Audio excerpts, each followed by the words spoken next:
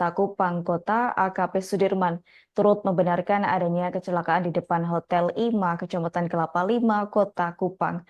AKP Sudirman mengatakan bahwa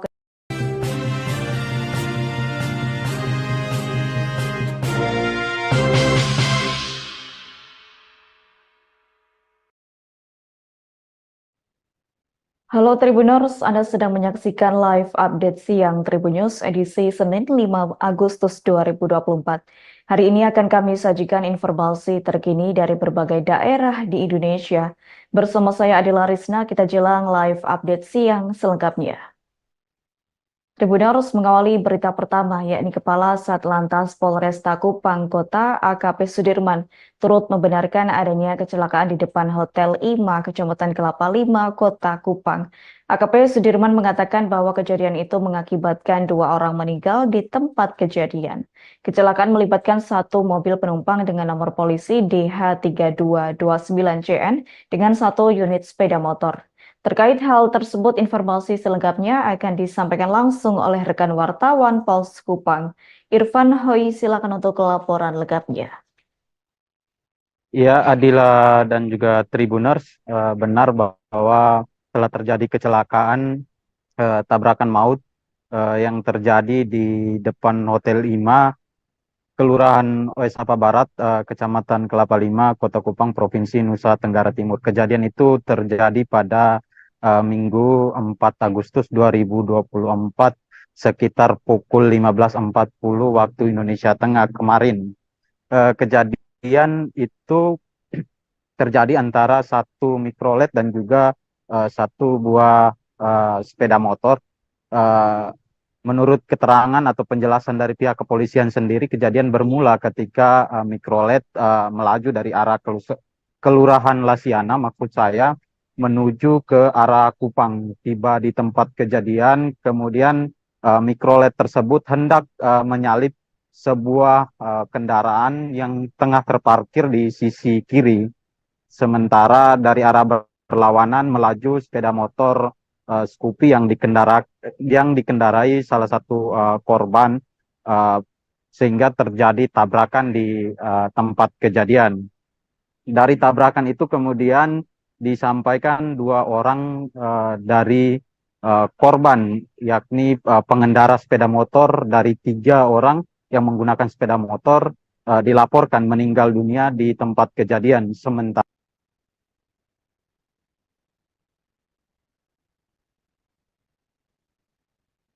Sementara 1 orang dibawa ke rumah sakit untuk mendapat perawatan. Kemudian laporan polisi, informasi yang diperoleh dari polisi kemudian menyampaikan bahwa 1 orang yang dilarikan ke rumah sakit itu dikabarkan meninggal dunia pada Minggu malam tadi. Sementara untuk pengemudi mikrolet tersebut juga dikabarkan meninggal dunia pada Senin pagi tadi. Sementara 3 penumpang yang turut bersama dengan berada di dalam mikrolet saat ini tengah dalam kondisi kritis dan sedang ditangani pihak medis di Rumah Sakit Bayangkara maupun di Rumah Sakit Umum Daerah Kota Kupang. Kepolisian juga menyampaikan bahwa meskipun sopir dinyatakan meninggal dunia, tetapi mereka tetap melakukan penanganan pemeriksaan lebih lanjut terhadap kejadian ini. Polisi mengimbau agar para pengguna atau pengemudi, khususnya kendaraan umum, agar lebih berhati-hati, terutama karena dari kejadian ini informasi yang diperoleh pihak kepolisian sendiri menyebutkan kalau pengemudi tengah terpengaruh minuman keras sebelum mengendarai kendaraan, sehingga kemungkinan uh, ketika terjadi tabrakan pengemudi itu terpengaruh minuman keras, sehingga dari kepolisian meminta masyarakat di Kota Kupang khususnya agar lebih berhati-hati dan menghindari konsumsi minuman keras maupun narkoba ketika berkendara agar tidak menyebabkan bahaya bagi orang lain maupun diri sendiri. Demikian, Adila. Baik, terima kasih untuk informasi lengkapnya. Silakan bertugas kembali. Tribuners, Wartawan kami telah menghimpun wawancara bersama Kapolresta Kupang Kota, Kombes Pol Aldinan RJ Hamanurung. Berikut untuk ketayangannya. Dan sore hari di mana aktivitas masyarakat tergolong sepi dikarenakan hari Minggu. Dan memang dari beberapa keterangan saksi pada saat kejadian kendaraan Chevrolet melaju dengan kecepatan tinggi. Dari pengendara tidak bisa mengendalikan kendaraan, selanjutnya menabrak motor yang melaju dari arah Kupang Kota ke Kabupaten. Warga TTS, warga SUI, rencananya mereka akan kembali ke rumah. Begitupun orang TTS juga, orang SUI. Satu abangnya, satu adiknya. Lakukan penindakan dan penyidikan sesuai dengan KUHP. Tribuners nelayan asal Dusun Lirang di Saluhu, Kabupaten Seram bagian Barat, Laaca, yang hilang 3 hari lalu berhasil ditemukan. Naasnya korban ditemukan sudah dalam keadaan meninggal dunia.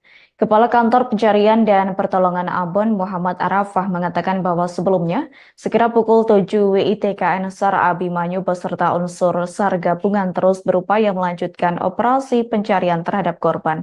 Terkait hal itu, informasi selengkapnya akan disampaikan langsung oleh rekan wartawan Tribun Ambon. Cindra Lawis, silakan untuk laporan lengkapnya. Ya baik, Tribun dapat kami laporkan nelayan asal Dusun Lirang, Desa Luhu, Kabupaten Seram bagian Barat, Laaca yang hilang 3 hari lalu berhasil ditemukan. Lasnya korban ditemukan sudah dalam keadaan meninggal dunia. Kepala Kantor Pencarian dan Pertolongan Ambon Muhammad Arafah menjelaskan bahwa sebelumnya sekitar pukul 7.00 WIT KN SAR Abimanyu beserta unsur SAR gabungan kembali melakukan operasi pencarian korban. Sejumlah titik koordinat sudah diploting menjadi sasaran guna melaksanakan operasi pencarian. Operasi pencarian pun dilakukan sejauh kurang lebih 16,95 nautical mile. Selanjutnya sekitar pukul 15.00 WIT tim SAR gabungan menerima informasi ditemukannya sesosok jenazah dari Polsek Manipa. Korban pun langsung dievakuasi oleh warga setempat menuju Puskesmas Tomalehu Timur, Pulau Manipa. Dengan ditemukannya korban, Tribuners maka operasi SAR resmi ditutup, sementara seluruh unsur potensi SAR dikembalikan ke satuannya masing-masing dengan ucapan terima kasih. Terima kasih kembali kepada rekan di studio. Assalamualaikum warahmatullahi wabarakatuh. Selamat sore. Kami laporkan perkembangan operasi SAR hari ketiga kecelakaan kapal. Satu orang nelayan hilang kontak saat pergi memancing di perairan Dusun Lirang, Desa Luhu, Kabupaten Seram bagian Barat. Pada pukul 15.00 waktu Indonesia Timur, Kantor Pencarian dan Pertolongan Ambon menerima info dari Polsek Manipa bahwa pada pukul 14.00 waktu Indonesia Timur, korban atas nama Laaca telah ditemukan dalam keadaan meninggal dunia oleh nelayan Desa Masawoi di sekitar pesisir pantai Desa Masawoi, Manipa, Kabupaten Seram bagian Barat dengan jarak 16,95 nautical mile arah barat laut dari LKK. Selanjutnya korban dievakuasi ke Puskesmas Tomalehu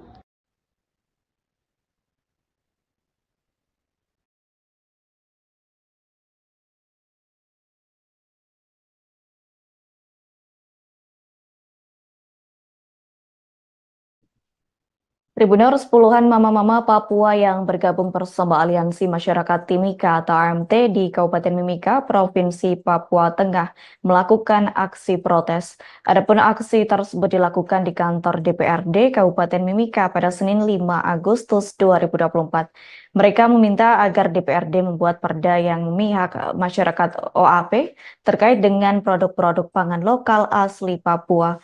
Untuk informasi selengkapnya akan disampaikan langsung oleh rekan wartawan Tribun Papua. Christina Rejang, silakan untuk laporan lengkapnya.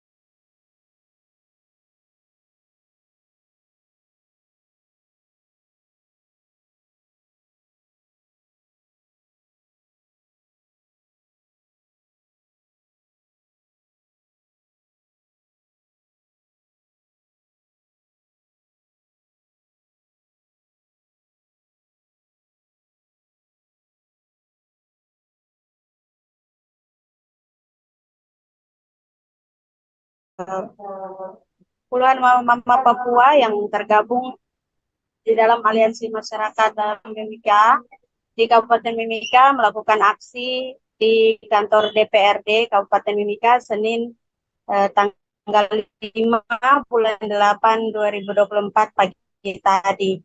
Mereka datang dengan membawa berbagai macam tulisan di baliho. Mereka minta untuk selamatkan pangan lokal yang ada di Kabupaten Mimika.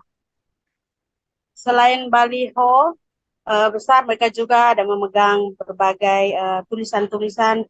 Mereka minta supaya ekonomi lokal di masyarakat adat itu harus diperhatikan dan lebih mementingkan untuk pedagang-pedagang asli Papua.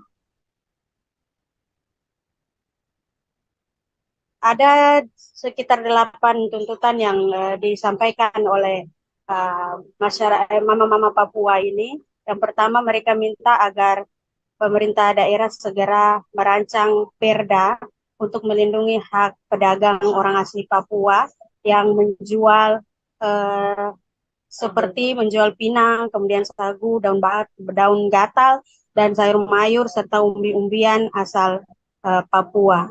Selain itu, mereka juga meminta agar pemerintah daerah membangun pasar tradisional. Juga meminta agar ada transportasi umum untuk memudahkan para pedagang mama-mama asli Papua. Mereka juga meminta agar pemerintah bisa membangunkan satu koperasi khusus untuk mama-mama asli Papua. Selain itu, memberikan pelatihan-pelatihan khusus bagi mama-mama mama-mama di pasar Papua.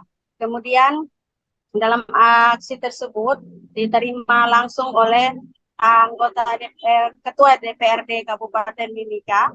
Di dalam penyampaiannya, Ketua DPRD Kabupaten Mimika memberikan apresiasi kepada masyarakat yang sudah melakukan aksi tersebut untuk menyuarakan hak-hak orang asli Papua.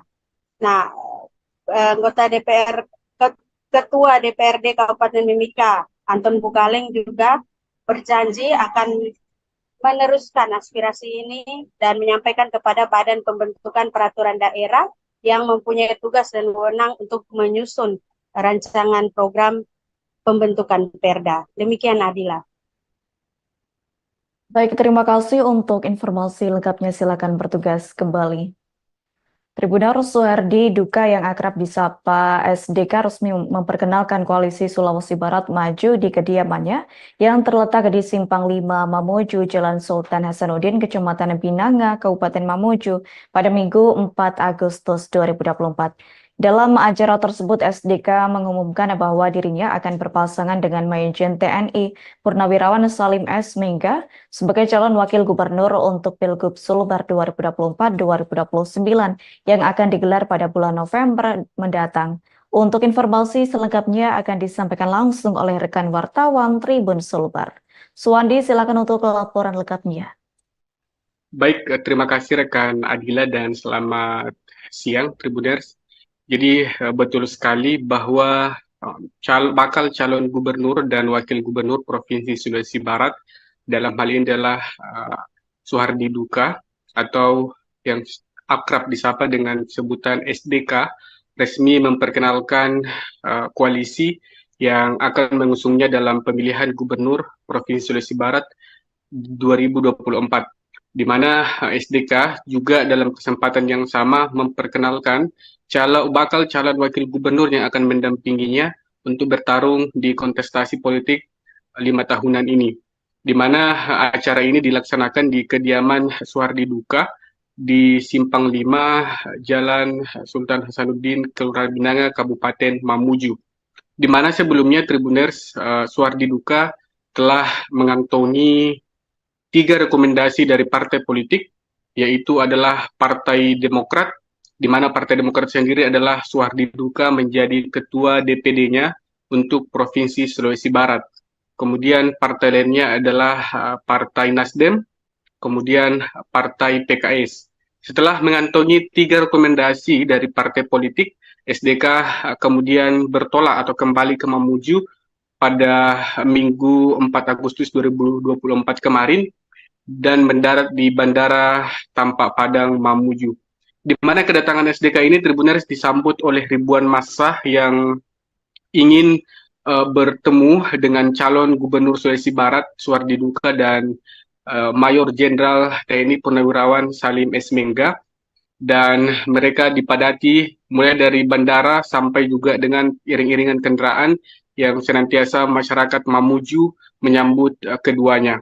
Dalam kesempatan itu juga diperkenalkan koalisi Sulawesi Barat yang dinamakan sebagai Koalisi Sulawesi Barat Maju, terdiri dari 3 partai yang saya sebutkan tadi, yaitu Demokrat, PKS, dan Nasdem, di mana ini sudah memenuhi syarat untuk maju dalam kontestasi politik untuk mengusung koalisi, di mana jumlah syarat minimum kursi di parlemen untuk DPRD Sulawesi Barat adalah 9 kursi, dan total perolehan untuk koalisi Sulawesi Barat adalah 14 kursi. Demokrat terdiri dari 8 kursi, Nasdem 5, dan PKS 1 kursi. Dan hal itu juga sudah cukup untuk membuat pasangan SDK JSM untuk siap bertarung di Pilgub Sulbar 2024. Dan SDK juga menyampaikan Tribunaris bahwa hingga saat ini masih melakukan negosiasi kepada 2 partai politik lainnya. Saat ditanya bagaimana dengan komunikasi dengan partai pemenang Pilpres atau Partai Gerindra yang menjadi partai pemenang pemenang pada Pilpres kemarin yang menjadi ketua umumnya, yaitu Prabowo Subianto menjadi presiden terpilih, juga mengatakan bahwa dalam tahap komunikasi yang cukup baik. Sekedar diketahui Tribunaris bahwa SDK saat ini menjabat sebagai anggota DPR RI dari Dapil Sulawesi Barat dan pada saat Pilpres kemarin SDK merupakan ketua tim kampanye daerah Prabowo Gibran di Sulawesi Barat. Dengan adanya konferensi pers kemarin, SDK menginginkan masyarakat Sulawesi Barat untuk mendapatkan kepastian sehingga diumumkan bahwa SDK SJM siap bertarung di Pilgub Sulbar untuk Indonesia untuk Sulbar yang lebih maju. Demikian rekan Adila yang mungkin bisa kami sampaikan dari Mamuju, Sulawesi Barat.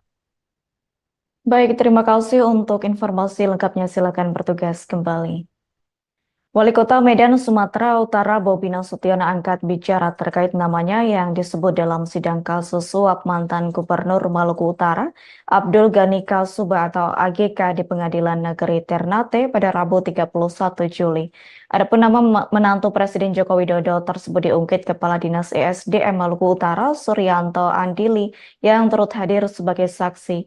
Suryanto menyebut Bobi Nasution diistilahkan Blok Medan oleh AGK. Terkait hal tersebut, informasi selengkapnya akan disampaikan langsung oleh rekan wartawan Tribun Ternate. Samsul Sardi, silakan untuk laporan lengkapnya. Ya, terima kasih rekan Adila di studio dan Assalamualaikum warahmatullahi wabarakatuh. Tribunis di mana saja berada.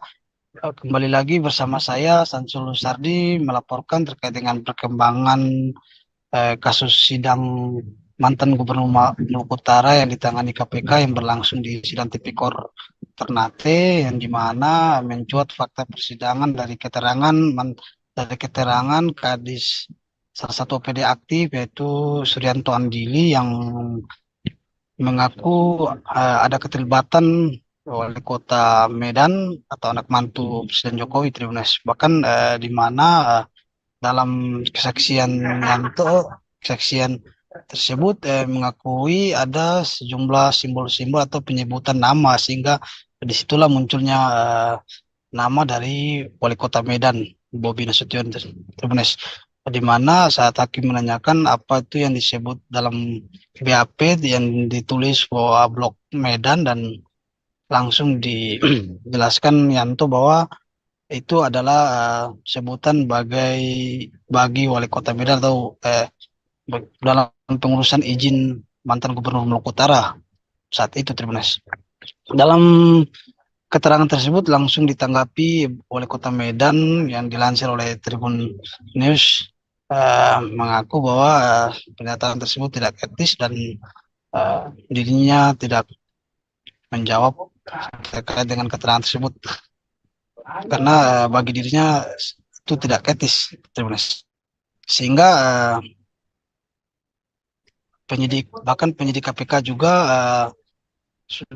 buka-buka suara dan melalui juru bicara KPK yang menyatakan bahwa pihaknya dalam saat ini masih melakukan pengembangan, sehingga dari keterangan-keterangan tersebut adanya fakta baru di persidangan kasus mantan Gubernur Abdul Ghani Kasubah ini yang menyeret Wali Kota Medan belum bisa dibuka saat ini, sehingga dalam pengembangan, sehingga untuk dihadirkan dan tidak dihadirkan dalam persidangan juga belum bisa diberi keterangan oleh pihak KPK. Terima kasih. Mungkin itu saja rekan Adila, saya Sansus Sardi melaporkan dari Maluku Utara. Terima kasih. Baik, terima kasih untuk informasi lengkapnya. Silakan bertugas kembali.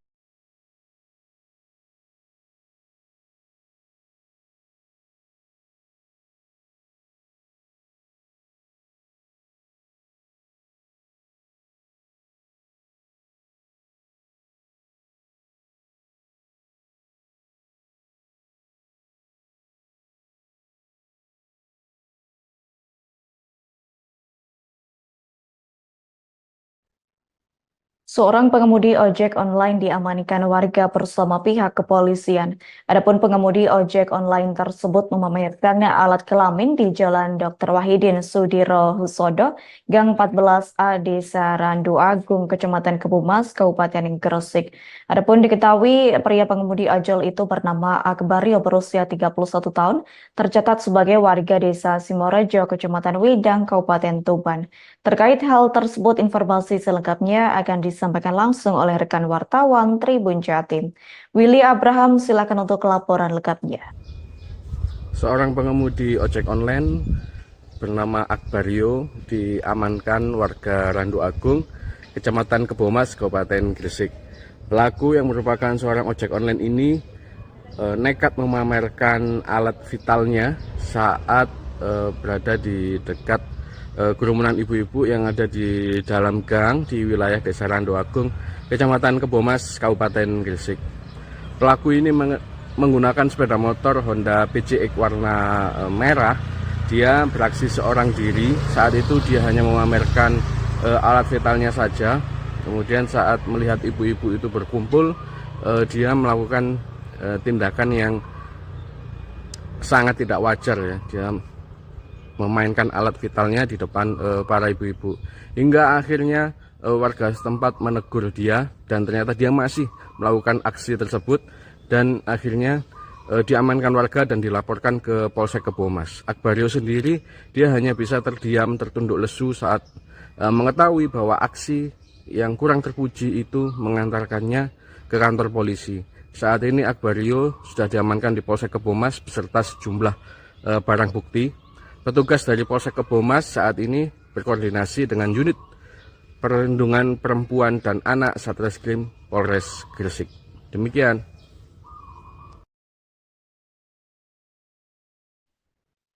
Tribuners petani jagung di Ponorogo mengeluhkan harga jagung yang anjlok. Keluhan tersebut disampaikan oleh para petani kepada Menteri Perekonomian Bidang Pembangunan Manusia dan Kebudayaan atau Menko PMK Muhadjir Effendi, di mana Menko PMK Muhadjir diketahui melakukan panen jagung hibrida NK212 yang ditanam di Desa Prayungan, Kecamatan Sawo, Kabupaten Ponorogo pada Sabtu 3 Agustus 2024. Untuk informasi selengkapnya akan disampaikan langsung oleh rekan wartawan Harian Surya. Pramita Kusumaningrum, silakan untuk laporan lengkapnya. Baik rekan Adila, benar sekali bahwa petani jagung di Ponorogo sambat harga jagung anjlok. Keluhan ini disampaikan oleh petani di depan Menteri Perekonomian Bidang Pembangunan Manusia dan Kebudayaan atau Menko PMK Muhadjir Effendi. Diketahui Menko PMK Muhadjir melakukan panen jagung hibrida NK212 di Desa Prayungan, Kecamatan Sawo, Kabupaten Ponorogo. Menko PMK Muhadjir menanggapi keluhan dari petani, dia menyebutkan bahwa mestinya ada intervensi dari pemerintah daerah, dalam hari ini pemerintah Kabupaten Ponorogo, dalam menentukan harga jagung. Pemkab, kata dia, supaya bisa mengendalikan harga jagung, dengan membelinya. Jadi Dia juga meminta tolong untuk tidak ada permainan atau memanfaatkan peluang mencari keuntungan berakibat pada petani. Seharusnya Pemkab Ponorogo bisa menyediakan anggaran untuk melakukan pembelian sehingga petani tidak rugi seperti yang ada di Vietnam maupun Brasil. Dia mengaku bahwa petani di Kabupaten Ponorogo khususnya dan pada umumnya di Indonesia tidak kalah dengan petani jagung di Vietnam maupun di Brasil, bahwa untuk etos kerja dan semangatnya saja mereka bisa mulai bekerja mulai jam 5 pagi sampai jam 5 sore. Salah satu petani jagung asal Desa Prayungan, Kecamatan Sawo, Kabupaten Ponorogo, Mujiono menjelaskan bahwa untuk jagung di Ponorogo di tingkat petani harganya adalah hanya 4.450 per kilogram. Padahal sebelumnya harga jagung itu sendiri, harga jagung kering yaitu tembus pada harga 6.000 per kilogram. Dia menjelaskan bahwa setidak-tidaknya harga jagung itu adalah 5.000 per kilogram, sehingga dia meminta kepada Pemkab Ponorogo untuk bisa mencari jalan keluarnya. Seperti itu rekan Adila, laporan dari saya dari Kabupaten Ponorogo, kembali ke studio. Baik, terima kasih untuk informasi lengkapnya. Silakan bertugas kembali. Tribuners, wartawan kami telah menghimpun wawancara bersama Muhadjir Effendi selaku Menko PMK. Berikut untuk ketayangannya. Bagus ini, NK212 ini sampai pucuknya nggak tersisa. Semua diisi ada jagungnya ini. Harga jagung saat ini masih murah Pak, bagaimana Pak tanggapannya? Ya? Harga jagung masih di bawah harga Bapenas yang 5.000 ke atas, saat ini harganya hanya 4.400. Ya itu mestinya harus ada intervensi dari pihak pemerintah daerah, bagaimana supaya bisa mengendalikan harga itu tetap sesuai yang wajar, ya. Petani jangan sampai dirugikan. Dan juga tolong tidak ada pemain yang memanfaatkan peluang ini untuk mencari keuntungan yang berakibat pada kerugian petani. Mestinya pemerintah daerah bisa menyediakan anggaran untuk melakukan pembelian, ya, sehingga petani itu sebetulnya kan kalau justru berproduksi kan jago kita itu nggak kalah dengan petani Vietnam. Tribuners, terdapat kisah sukses dari seorang wanita bernama Yuliatma yang berhasil mengubah kecintaannya pada kuliner menjadi sebuah usaha yang menghasilkan. Cerita Yuliatma dimulai dari sebuah perjalanan sederhana yang memicu ide besar dan dedikasi yang luar biasa dalam mengolah ikan saluang, sebuah jenis ikan lokal Kalimantan Tengah. Sebelum meluncurkan usaha pengolahan ikan saluang, Yuliatma telah memiliki pengalaman dalam bisnis kantin di Universitas Palangkaraya selama 8 tahun. Untuk informasi selengkapnya akan disampaikan langsung oleh rekan wartawan Tribun Kalteng. Anita, silakan untuk laporan lengkapnya. Ya baik, terima kasih Aldila dan juga Tribuners dimanapun Anda berada. Benar bahwa di tengah gemerlapnya kota Palangkaraya, kisah sukses datang dari seorang wanita bernama Yuliatma yang berhasil mengubah kecintaannya pada kuliner menjadi sebuah usaha yang menghasilkan. Cerita Yuliatma ini dimulai dari sebuah perjalanan sederhana yang memicu ide besar dan dedikasi yang luar biasa dalam mengolah ikan saluang, sebuah ikan jenis lokal Kalimantan Tengah. Dia juga selaku Ketua Kelompok Usaha Pengolahan Ikan UMKM Tampung Parey. Yuliatma mengisahkan bagaimana perjalanannya ke Purwokerto membuka matanya terhadap potensi kuliner yang belum banyak dijelajahi di area kota Palangkaraya. Sebelum meluncurkan usaha pengolahan ikan saluang, Yuliatma telah memiliki pengalaman dalam bisnis kantin di Universitas Palangkaraya selama 8 tahun. Selama waktu tersebut, ia mengembangkan kecintaannya pada kuliner yang dimulai dari mencari ide-ide inovatif yang bisa diterapkan di Palangkaraya. Kecintaannya terhadap ikan saluang tidak ditemukan di daerah lain yang membuatnya tertarik untuk mengeksplorasi potensi ikan tersebut. Namun perjalanan Yuliatma tidak selalu mulus pada awalnya. Ia menyebut ia menghadapi tantangan dalam pengemasan dan cara menggoreng ikan saluang agar dapat mencapai tingkat kerenyahan yang diinginkan. Meski demikian, dia tidak menyerah, sehingga beberapa kali mencoba dan menemukan formulasi yang tepat. Ia dapat menemukan jalan terang dan dari rekannya dibantu untuk mendapatkan kemasan standing pouch dan juga stiker.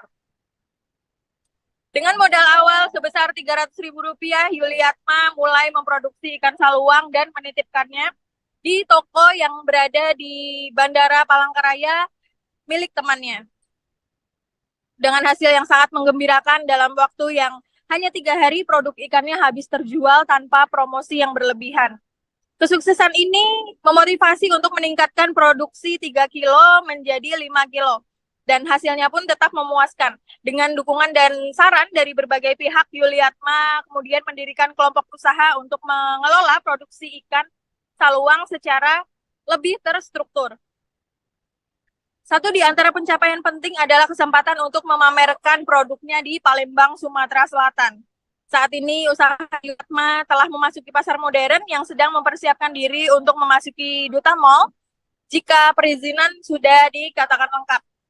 Dalam setiap perjalanannya, ia selalu mementingkan bagaimana menikmati setiap proses yang ada di usahanya tersebut dan selalu tetap konsisten dengan apa yang sudah dijalani. Yuliatma juga menyatakan keyakinan bahwa inovasi dan dedikasi akan selalu membuahkan hasil. Ya baik Aldila, sekian laporan yang bisa saya sampaikan. Kembali ke studio. Baik, terima kasih untuk informasi lengkapnya. Silakan bertugas kembali.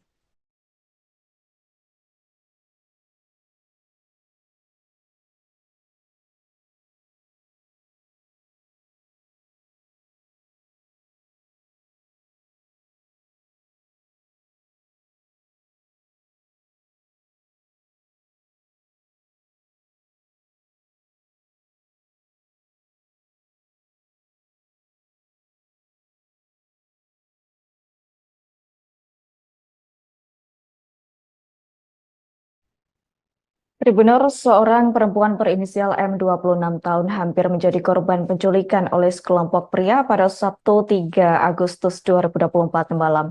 Adapun peristiwa tersebut terjadi di Jalan Veteran Mojoroto, Kota Kediri. M berhasil lolos setelah berteriak dan meminta tolong, serta diketahui oleh warga yang berada di sekitar lokasi kejadian. Untuk informasi selengkapnya akan disampaikan langsung oleh rekan wartawan Tribun Mataraman. Lutfi Husnika, silakan untuk laporan lengkapnya. Tribuners, seorang perempuan berinisial M asal Kota Kediri hampir menjadi korban penculikan yang dilakukan oleh ayah angkatnya pada Sabtu 3 Agustus 2024 malam. M berhasil kabur dibantu oleh warga setelah ia memberontak dan berteriak diculik, sehingga warga sekitar yang mengetahui langsung mendatangi tempat kejadian perkara dan membantu M. Akan tetapi saat hendak kabur, M sempat tertusuk oleh ayah angkatnya. Kasat Reskrim Polres Kediri Kota, Ibtu M. Fatur Rozikin mengatakan awalnya polisi mendapatkan laporan dugaan penculikan dari warga sekitar. Polisi yang berada tak jauh dari lokasi kejadian langsung menuju dan melakukan pengamanan terhadap 4 terduga pelaku. Saat ini 4 terduga pelaku sudah dibawa ke Mapolres Kediri untuk proses hukum lebih lanjut. Ibtu Fatur mengatakan kejadian dugaan penculikan tersebut bermula ketika korban dihubungi oleh salah satu terduga pelaku berinisial T untuk diajak bertemu di Taman Sekartaji, Kota Kediri. Nah, antara korban M dan T ini sudah saling mengenal melalui media sosial selama 1 bulan. Ternyata T merupakan suruhan dari S yang merupakan ayah angkat korban. Untuk motif, Ibtu Fatur mengatakan bahwa dari keterangan sementara motifnya adalah karena asmara. Jadi korban ini sebelumnya sudah tinggal bersama terduga pelaku S atau otak dari penculikan selama 12 tahun dan sudah dianggap sebagai anak. Kemudian terduga pelaku ini menaruh hati pada korban, namun korban justru pulang ke Kota Kediri. Nah, kedatangan terduga pelaku S ini dari Probolinggo menuju ke Kediri adalah untuk menjemput paksa korban. Terduga pelaku S yang merupakan ayah angkat korban bahkan sampai membayar 3 orang suruhan untuk membantu membawa paksa korban. Namun saat malam kejadian, yakni pada Sabtu 3 Agustus 2024, korban memberontak. Saat memasuki mobil, korban sempat hendak dijerat oleh salah satu terduga pelaku dan kemudian melihat bahwa terdapat terduga pelaku S di jok belakang mobil. Warga yang mendengar keributan langsung mendatangi korban, di mana korban dimasukkan di dalam mobil dan membantu korban untuk keluar. Namun saat korban memberontak, terduga pelaku S sempat menusuk paha korban menggunakan gunting beberapa kali, sehingga korban dalam kondisi berlumuran darah kemudian dibawa menuju ke Rumah Sakit Bayangkara Kediri. Saat beraksi, para terduga pelaku ini menggunakan kendaraan dengan plat nomor palsu. Plat nomor yang seharusnya N diganti dengan plat nomor P. Hal ini bertujuan untuk mengelabui dan menyulitkan pencarian. Kasus ini sempat viral di media sosial karena pada saat kejadian dugaan penculikan, warga mengerumuni korban dan terduga pelaku serta mengambil video dan menyebarkannya lewat media sosial. Saat ini kasus sedang ditangani oleh Polres Kediri Kota. Mungkin sekian yang dapat saya sampaikan dari lapangan, saya kembalikan ke studio. Viralnya video tentang penculikan. Jadi tadi malam itu berawal ketika si korban mendapat telepon dari salah satu pelaku, dari satu dari antara 4 pelaku itu untuk janjian ketemu di Taman Sekartaji, Kota Kediri. Kemudian korban dengan diantara salah satu kawannya menemui si pelaku tersebut yang mengaku bernama Saudara Tony. Kemudian setelah ketemu, korban diajak oleh salah satu pelaku masuk ke dalam mobil, dan dari situlah korban baru mengetahui bahwa selain yang mengaku Saudara Tony, ada orang lain, 3 yang lainnya berada di dalam mobil. Kemudian satu di antara 3 pelaku kemudian sempat menjerat. Tribuners, pemberian ASI eksklusif menjadi salah satu cara untuk mencegah stunting. Namun perjalanan untuk menyusui tidak selalu mudah bagi para ibu. Untuk itu, sebanyak 500 ibu hamil dan menyusui mengikuti workshop menyusui dalam rangkaian roadshow Mom Uung Goes to Surabaya untuk merayakan Pekan Menyusui Dunia di Diandra Convention Center Surabaya, Minggu 4 Agustus 2024. Terkait hal itu, informasi selengkapnya akan disampaikan langsung oleh rekan wartawan Surya Malang. Sulfi Sofiana, silakan untuk laporan lengkapnya. Ya, selamat siang. Saya laporkan dari Kota Surabaya. Baru saja digelar roadshow Mom Uung Goes to Surabaya yang merupakan roadshow yang diadakan oleh Mom Uung ini brand booster atau brand suplemen ASI yang mendukung para ibu-ibu untuk menyusui ASI eksklusif dan juga membentuk komunitas yang berisi para ibu-ibu untuk saling mendukung dalam proses menyusui.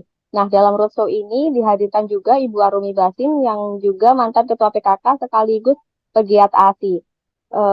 Roadshow ini diadakan untuk upaya memutus angka stunting.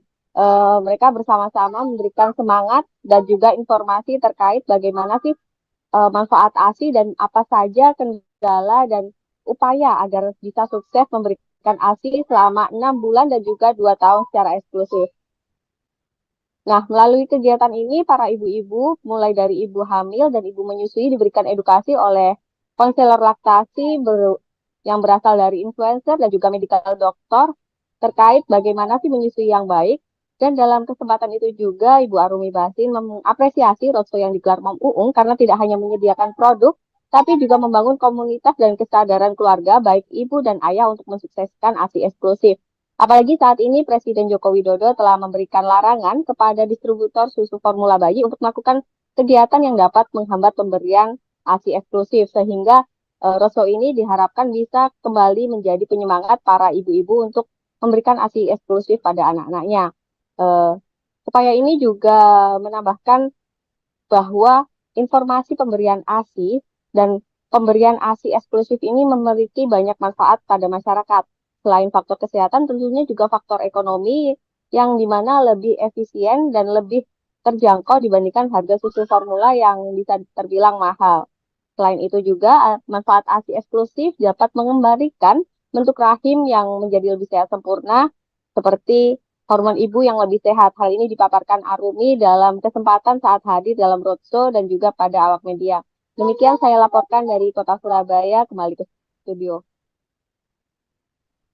Baik, terima kasih untuk informasi lengkapnya. Silakan bertugas kembali. Tribuners, Wartawan kami telah menghimpun wawancara bersama founder MAM Uung, yakni Uung Victoria Vinky, dan pegiat ASI Arumi Basim. Berikut untuk tayangan. Hari ini itu adalah acara roadshow untuk Ibu Menyusui. Kebetulan memang ini adalah program dari MAM Uung. Jadi kita selalu mengadakan acara gratis untuk edukasi keliling satu Indonesia. Kebetulan ini di tahun kedua kami dan ini udah di mungkin kota ke-7 atau 8 gitu. Jadi acaranya dihadiri oleh ibu-ibu menyusui. Kita harap sih dengan adanya acara roadshow ini kita bisa memutus angka stunting gitu. Kita bersama-sama kita pengennya kasih semangat, dan ini kan juga bertepatan dengan Hari Pekan Menyusui Sedunia juga. Bisa hadir karena memang mobil ini saya lihat it's not only a brand ya, tapi juga punya service terhadap sosial, dan ini sejalan sekali dengan niatan kita baik dari pemerintah dan juga para ibu pasti ingin memberikan yang maksimal untuk anak-anaknya. Salah satunya PR terutama yang ada di Indonesia itu adalah gimana caranya kita mencegah stunting. Stunting itu sudah dibuktikan bahwa kalau memang anak-anak itu ada stunting, pasti masa depannya sebagai sumber daya manusia pasti akan di bawah dibandingkan sumber daya manusia dari negara-negara yang lebih maju. Salah satu langkah awalnya adalah bagaimana ASI bisa diberikan secara eksklusif dan diteruskan sampai dengan 2 tahun. ASI Tribuners, menjelang momen hari ulang tahun ke-79 Republik Indonesia pada tanggal 17 Agustus 2024, para pedagang bendera merah putih dan umbul-umbul mulai tampak ramai di Kabupaten Fakfak, Provinsi Papua Barat. Diketahui pada Minggu 4 Agustus 2024, para pedagang bendera merah putih dan umbul-umbul mulai terlihat atau teramati di sepanjang Jalan Yosudarso, Komplek Pasar Rakyat Tumburuni, hingga Jalan Iza Ketelusa, Pertokoan Fakfak. Rata-rata para pedagang musiman tersebut mendatangkan dagangan benderanya dari Makassar, Surabaya, hingga Jakarta. Untuk informasi selengkapnya akan disampaikan langsung oleh rekan wartawan Tribun Papua Barat. Aldi Bimantara, silakan untuk laporan lengkapnya. Iya, baik Adila dan juga pemirsa, dilaporkan dari Kabupaten Fakfak, Provinsi Papua Barat, memasuki bulan kemerdekaan yakni bulan Agustus 2024. Tentunya sebagaimana di kota-kota lainnya di Indonesia, di Kabupaten Fakfak, Provinsi Papua Barat juga tampak teramati sangat begitu ramai dengan para pedagang bendera dan juga umbul-umbul yang kemudian telah menjajakan dagangannya di jalanan yang ada di Kabupaten Fakfak, Provinsi Papua Barat. Adila dan juga pemirsa, dapat kami laporkan dari Kabupaten Fakfak, Provinsi Papua Barat bahwasanya para pedagang musiman ini mulai berkumpul ataupun menjajakan dagangannya memang pada tanggal 1 Agustus 2024 dan hingga kini nantinya menyongsong 17 Agustus 2024 tentunya mereka akan tetap berjualan ataupun berdagang dan menjajakan dagangan yang dijualnya berupa bendera merah putih berbagai ukuran dan juga umbul-umbul serta pernak-pernik 17 Agustusan lainnya. Adila dan juga pemirsa, berdasarkan wawancara kami dengan salah satu pedagang bendera merah putih yang menjual dagangannya di Komplek Pasar Rakyat Tumburuni, Kabupaten Fakfak, Provinsi Papua Barat bernama Fauzul Tamher, ia menyebutkan bahwasannya dagangan berupa bendera merah putih, umbul-umbul dan pernak-pernik khas Agustusan lainnya ini didatangkan dari berbagai kota besar yang ada di Indonesia, mulai dari Makassar, Surabaya hingga Jakarta.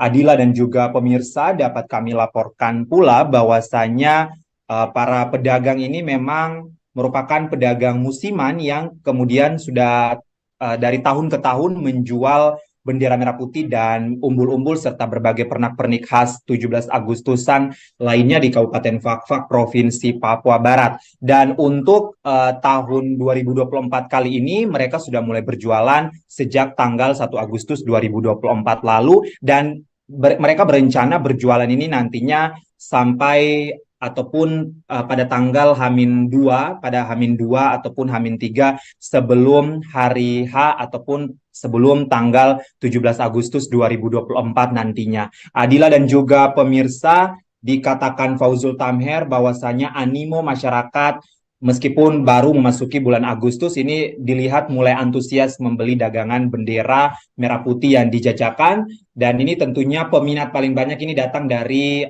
perkantoran ya, para pegawai kantor ataupun para OPD-OPD terkait yang kemudian sangat membutuhkan umbul-umbul dan juga background 17 Agustusan ya untuk dipasang di kantor masing-masing memasuki bulan kemerdekaan Agustus 2024 ini.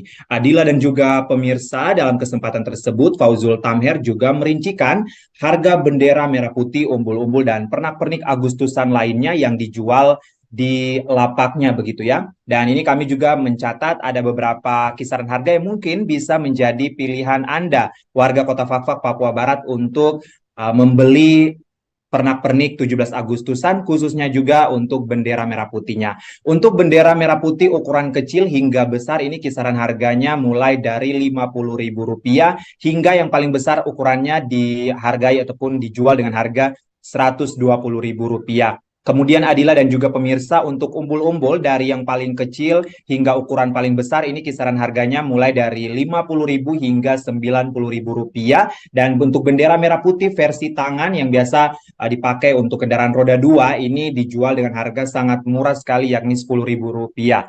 Adila dan juga pemirsa, kemudian untuk background Agustusan yang biasa dipakai di perkantoran ini dijual dengan harga Rp400.000 untuk satu pasang atau status stylenya begitu. Adila, para pedagang juga mengaku senang lantaran kini telah berjualan bebas dan tanpa tantangan ataupun tanpa hambatan menghadapi pandemi COVID-19 seperti 2 tahun sebelumnya begitu. Adila, demikian laporan singkat jurnalis Tribun Papuabarat.com Aldi Bimantara langsung dari Fakfak Papua Barat terkait dengan para pedagang yang mulai ramai menjajakan bendera merah putih dan umbul-umbul khas 17 Agustus untuk para masyarakat ataupun para konsumennya.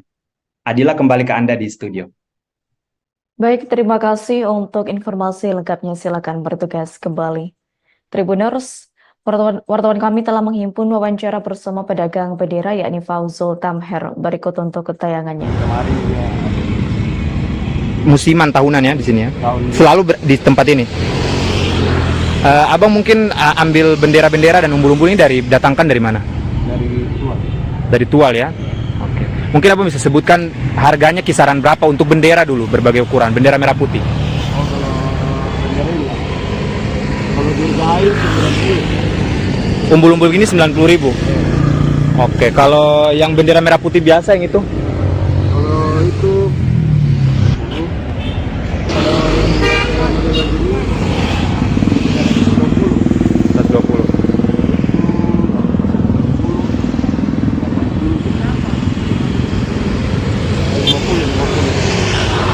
Ini animo masyarakat untuk beli bendera merah putih seperti apa? Antusiasnya banyak yang beli kah atau sejauh ini? Sudah buka dari tanggal berapa ini? Dari tanggal 13. 13 ya? Tapi mulai jualnya itu di tanggal 28. Tanggal 28.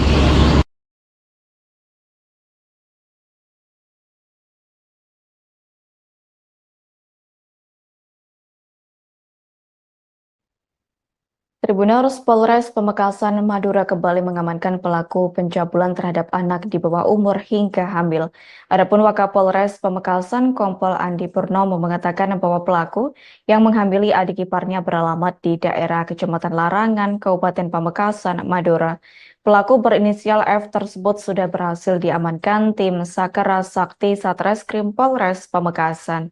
Untuk informasi selengkapnya akan disampaikan langsung oleh rekan wartawan Tribun Madura. Kuswanto Ferdian, silakan untuk laporan lengkapnya. Baik, terima kasih rekan Adilia bersama dengan saya Kuswanto Ferdian, reporter Tribun Madura.com di Kabupaten Pamekasan.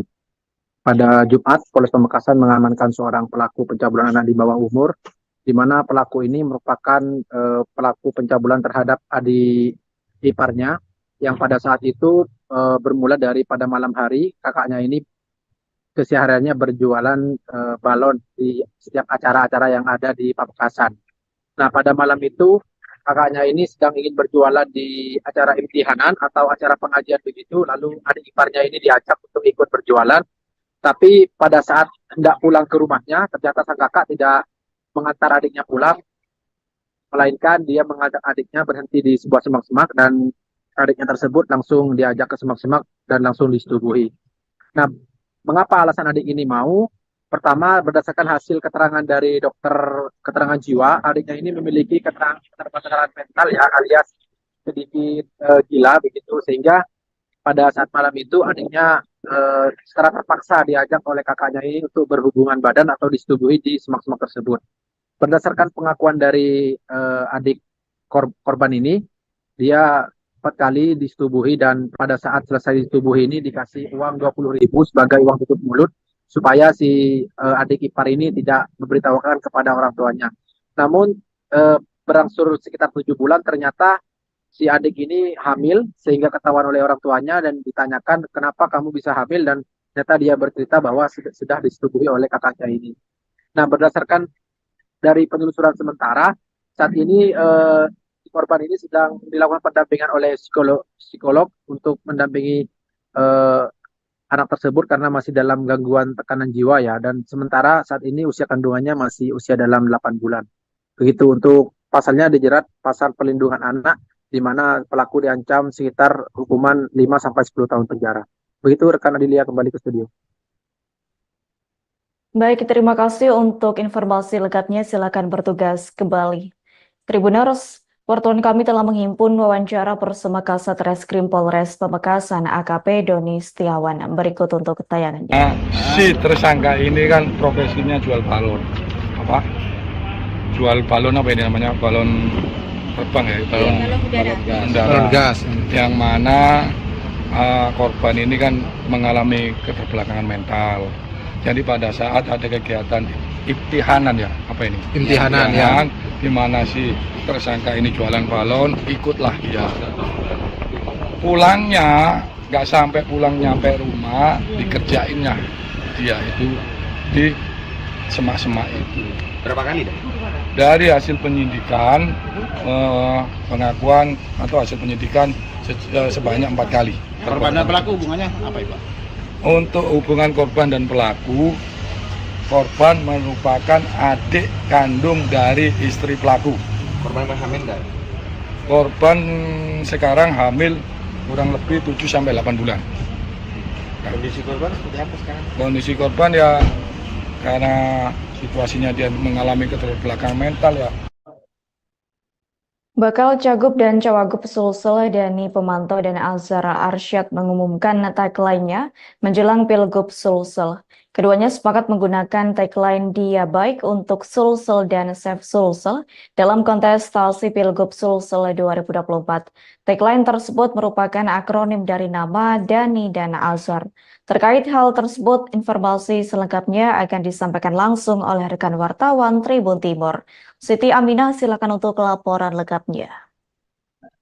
Baik, Adila di studio dan Tribuners dapat saya laporkan bahwa bakal calon gubernur Sulsel dan bakal calon wakil gubernur Sulsel Dani Pemantau dan juga Azhar Arsyad telah mengumumkan atau melaunching tagline mereka pada pemilihan gubernur Sulsel 2024. Keduanya sepakat untuk menggunakan tagline Dia atau merupakan akronim dari Dani dan juga Azhar pada Pilgub Sulsel dengan jargon Save Sulsel. Save Sulsel berarti adalah emosional masyarakat Kota Makassar, masyarakat Sulsel yang menginginkan kebaikan. Dani juga menggunakan tagline baik untuk semua, baik untuk Sulsel dalam pemilihan gubernur Sulsel 2024 ini. Adapun launching tagline tersebut berlangsung di kediaman Dani Pemantau di Jalan Amirullah, Kota Makassar, Provinsi Sulawesi Selatan pada Minggu 4 Agustus 2024 malam. Agenda tersebut dihadiri oleh beberapa partai, oleh 3 partai koalisi atau partai pengusung Dani Pemantau di Pilgub Sulsel, antara lain dari PKB, Partai Kebangkitan Bangsa, kemudian ada Partai P3 dan juga PDIP, di mana diketahui Dani Pemantau merupakan kader PDIP, kemudian wakilnya Azhar Arsyad merupakan merupakan ketua PKB Sulsel, dan juga tentunya ada P3 yang menjadi pengusung atau bergabung dalam koalisi dari pemantau Azhar ini. Nah, total kursi yang sudah dikantongi oleh Dhani dan Azhar sejauh ini adalah 22 kursi dari syarat ketentuan 17 kursi untuk maju di Pilgub Sulsel. Artinya mereka sudah punya modal untuk melaju ke tahapan pencalonan di KPU Sulsel nantinya. Dan lanjut untuk acara launching tagline tersebut yang dilaksanakan malam kemarin juga dihadiri oleh beberapa relawan dan juga orang-orang penting, orang-orang yang berkontribusi di tim pemenangan dan pemantau dan juga Azhar Asyad.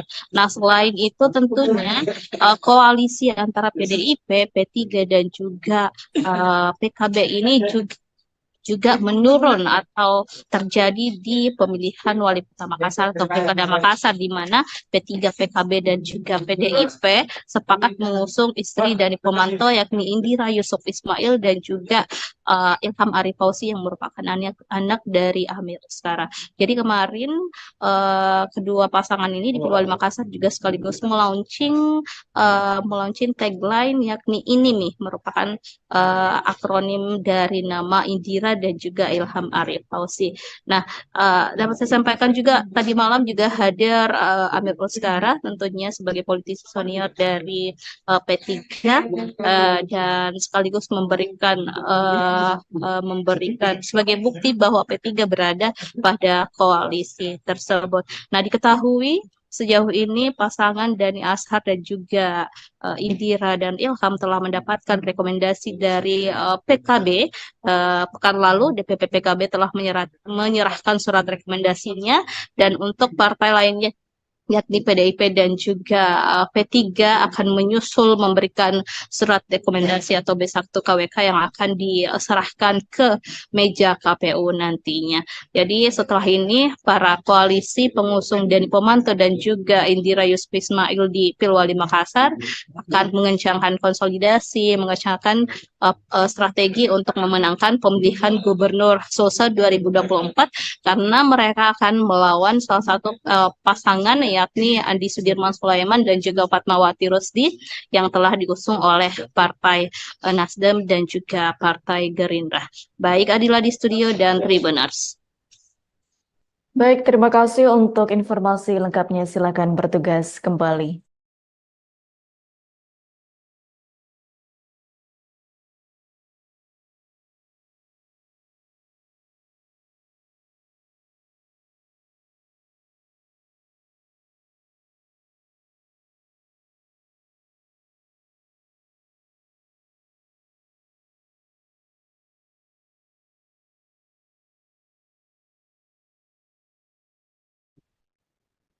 Tribuners Raisa Antriana alias Raisa, Tiara Andini bersama 4 finalis Putri Indonesia turut memeriahkan Grand Carnival Jember Fashion Carnaval atau JFC 2024 di alun-alun Jember pada Minggu 4 Agustus 2024. Adapun Raisa tampil menggunakan kostum warna ungu di event tersebut. Raisa tampil bagaikan putri, pasalnya di area kereta yang dinaiki oleh perempuan kelahiran 1990 tersebut dikelilingi talent JFC asal Jepang. Terkait hal tersebut, informasi selengkapnya akan disampaikan langsung oleh rekan wartawan Tribun Jatim Timur. Imam Nawawi, silakan untuk laporan lengkapnya. Ya, Tribuners dimanapun Anda berada, pagelaran Jember Fashion Carnival yang berlangsung sejak tanggal 2 hingga 4 Agustus kemarin dimeriahkan berbagai macam artis ternama nasional. Dan khususnya pada tanggal 4 Agustus 2024 kemarin saat Grand Carnival JFC 2024 banyak sekali bintang artis yang tingkat nasional berdatangan. Salah satunya diantaranya adalah Raisa yang datang dengan menggunakan kostum warna ungu untuk tampil di acara Grand Carnival, dan bahkan Raisa pun sempat menyanyikan 2 buah lagu saat hendak berjalan di area catwalk JFC kemarin. Dan selain daripada Raisa, Tiara Andini penyanyi atau juara 2 dari Indonesian Idol juga turut memeriahkan pagelaran CFC 2024 kemarin yang menggunakan kostum warna hitam dan berjalan bersama defile wayang. Kemudian selain 2 artis tersebut juga sebelumnya sempat datang juga Aurel Hermansyah yang datang untuk memeriahkan event tersebut khususnya di area Artware pada tanggal 3 Agustus 2024 pada malam harinya. Dan selain daripada 3 artis ini juga hadir pula 4 putri Indonesia yang datang di area CFC untuk memeriahkan pagelaran karnaval terpanjang di Indonesia tersebut. Dan salah satunya diantaranya ada Ketut Permata Julia Street yang merupakan putri Indonesia pariwisata, kemudian ada Melati Teja putri Indonesia untuk pendidikan dan kebudayaan, dan terakhir juga ada Haifa yang merupakan pemenang putri Indonesia sekaligus pemenang Miss supranasional yang berlangsung kemarin sangat sebagai penutup acara pagelaran CFC. Dan pada pagelaran CFC kali ini memang selalu berbeda dari tahun-tahun sebelumnya karena kostum yang digunakan oleh para talent yang hadir di acara tersebut adalah 30%-nya terbuat dari bahan bekas. Karena ini adalah bentuk upaya kecil yang dilakukan oleh Yayasan CFC dalam mengkampanyekan isu perubahan lingkungan yang saat ini belum menjadi kesepakatan bersama. Dan di sisi lain, pagelaran CFC ini juga ada rencana dari Yayasan CFC untuk membuka institut fashion yang nantinya diharapkan mampu membangun sumber daya manusia yang bergerak di bidang kreatif, sehingga diharapkan dengan hal tersebut Jember menjadi epicentrum fashion kelas nasional dan kelas dunia. Dan Bupati Jember juga merasa kehadiran CFC ini juga sangat mampu menjadi ikon khusus bagi Jember. Bahkan pagelaran tahunan tersebut dapat memiliki dampak multiplier effect yang akan membawa keuntungan besar khususnya di sektor perekonomian, karena banyak sekali UMKM dan juga PKL yang diuntungkan dalam pagelaran event tersebut karena berhasil menarik perhatian publik, bahkan mendatangkan artis-artis ternama di Indonesia. Mungkin hanya ini yang dapat kami laporkan, saya kembalikan ke studio. Baik, terima kasih untuk informasi lengkapnya, silakan bertugas kembali. Tribuners Hidrovolcano Kelimutu Badan Geologi sedang melakukan penelitian lewat analisis kimia, yakni dari sampel air kawah Gunung Kelimutu yang diambil beberapa waktu lalu. Penelitian tersebut dilakukan setelah terjadi beberapa fenomena baik secara visual seperti perubahan warna danau di kawah Tiwu Koofai Nuwamuri, yakni dari warna toska menjadi warna biru muda, serta beberapa pengamatan instrumental seperti kegempaan. Terkait hal tersebut, informasi selengkapnya akan disampaikan langsung oleh rekan wartawan Tribun Flores. Albert Aquinaldo, silakan untuk laporan lengkapnya. Baik, selamat siang rekan Adila dan juga Tribuners di mana saja berada. Dari Kabupaten Ende, Provinsi Nusa Tenggara Timur, dapat kami informasikan bahwa Hidrovolcano Kelimutu Badan Geologi sedang melakukan penelitian lewat analisis kimia dari sampel air kawah Gunung Kelimutu yang diambil beberapa waktu lalu. Penelitian itu dilakukan setelah terjadinya beberapa fenomena baik secara visual seperti perubahan warna danau di kawah Tiwu Koofai Nuwamuri dari warna toska menjadi warna biru muda, serta beberapa pengamatan instrumental seperti terjadinya kegempaan. Selain kawah Tiwu Koofai Nuwamuri yang merupakan kawah 2 dan ada juga kawah 1 juga mengalami perubahan dari warna biru ke warna hitam dan saat ini sudah berubah menjadi warna coklat. Hal itu disampaikan Kelimutu Badan Geologi Supriyati Dwi Andrea Stuti saat rapat evaluasi operasional Gunung Kelimutu pada Jumat 2 Agustus 2024 bertempat di ruang rapat kantor Bupati ND. Pada rapat evaluasi tersebut dihadiri oleh Asisten Setda Bidang Pembangunan dan Perekonomian Dr. Randos Martinus Satban dan Dim 1602 ND, Kepala Balai TNK Kelimutu, Kapolsek Wolobaru, Sekretaris BPBD Kabupaten ND, serta Ketua Forum Adat Kelimutu. Menurut Dr. Supriyati, bahwa penelitian itu dilakukan guna melihat komposisi kandungan air tersebut sehingga dapat diketahui proses yang terjadi. Sementara itu kami juga dapat melakukan bahwa perubahan warna Kelimutu yang dirilis dari siaran pers Kementerian ESDM tertanggal 23 Mei 2024 lalu, air di 3 danau yang dimiliki Danau Kelimutu dalam beberapa waktu ini mengalami perubahan warna. Perubahan warna air Danau Kelimutu juga disertai dengan meningkatnya volume kegempaan, dan menurut Kepala Badan Geologi Kementerian ESDM Muhammad Wahid, mengindikasikan terjadinya suplai magma ke permukaan. Mengantisipasi kemungkinan yang terjadi, Badan Geologi meningkatkan status Gunung Kelimutu menjadi level 2 atau waspada, dan berdasarkan hasil pemantauan visual dan instrumental menunjukkan terjadinya peningkatan aktivitas Gunung Kelimutu sehingga tingkat aktivitas Gunung Kelimutu dinaikkan dari level 1 atau normal ke level 2 atau waspada terhitung sejak tanggal 24 Mei pukul 13 waktu Indonesia Tengah. Peningkatan status oleh Badan Geologi ini juga mempertimbangkan perubahan warna dari 3 danau yang dimiliki Gunung Kelimutu yang menunjukkan konsistensi perubahan warna yang nyata pada kawah 1 dan kawah 2. Dan berdasarkan pemantauan dan berdasarkan laporan terkini pada tanggal 26 Juli 2024 lalu yang dibuat oleh Kepala Pos Pengamatan Gunung Api Kelimutu Irwan Kauman, Gunung Kelimutu masih berstatus waspada dan telah terjadi 6 kali gempa vulkanik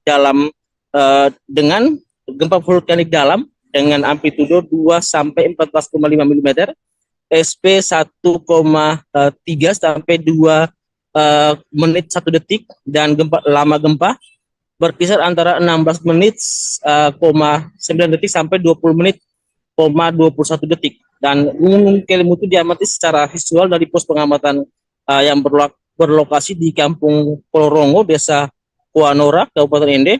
Teramati asap kawah utama berwarna putih dan intensitas tipis, tinggi sekitar 30 sampai 50 meter dari puncak, serta cuaca cerah dan angin lemah ke arah barat laut. Demikian rekan Adila. Baik, terima kasih untuk informasi lengkapnya. Silakan bertugas kembali. Tribuners, ibadah syukur puncak Hari Kesehatan Gereja Masehi Injilo di Minahasa atau GMIM dipusatkan di Kota Manado, Sulawesi Utara pada Senin 5 Agustus 2024. Adapun ibadah tersebut dipimpin Ketua BPMS GMIM Pendeta Dr. Hein Arina.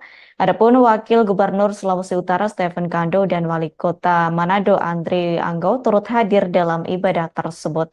Untuk informasi selengkapnya akan disampaikan langsung oleh rekan wartawan Tribun Manado. Fernando Lumbawa, silakan untuk laporan lengkapnya. Ya, baik Tribuners, kami melaporkan kepada Anda dari Kota Manado, Provinsi Sulawesi Utara. Tribuners, Gereja Masehi Injili di Minahasa adalah gereja yang ada di Sulawesi Utara hari ini merayakan puncak Hari Kesehatan Gereja Masehi Injili di Minahasa. Ini merupakan momen perayaan atas pelayanan dan pengabdian Gereja Masehi Injili Minahasa di bidang pendidikan dan diakonia, yaitu khususnya untuk pelayanan kesehatan. Dan dalam ibadah puncak tadi itu dilayani oleh Ketua Badan Pekerja Majelis Jemaat Badan Pekerja Majelis Sinode GEMIM, yaitu Pendeta Dr. Hein Arina. Dan dalam khotbahnya Pendeta Arina mengatakan bahwa Gereja Masehi Injili di Minahasa itu patut bersyukur dan berbangga karena tidak semua gereja yang ada di dunia itu dipercayakan tanggung jawab pelayanan di bidang pendidikan dan kesehatan. Oleh karena itu Pendeta Arina mengingatkan kepada jemaat Gereja Masehi Injili Minahasa, secara khusus kepada Yayasan Medika yang menaungi semua fasilitas kesehatan di GEMIM, agar kembali kepada cita-cita awal dari para pendiri GEMIM, yaitu komitmen awal bahwa gereja itu hadir juga turut untuk melaksanakan pelayanan diakonia di bidang kesehatan. Dan dalam khotbahnya Pendeta Ringan juga mengingatkan bahwa dalam pelayanan kesehatan itu yang diutamakan adalah prinsip kemanusiaan. Artinya pelayanan yang utama adalah mengutamakan keselamatan dari pasien yang utama, dan untuk urusan administrasi dan keuangan dan lain sebagainya itu urusan nanti.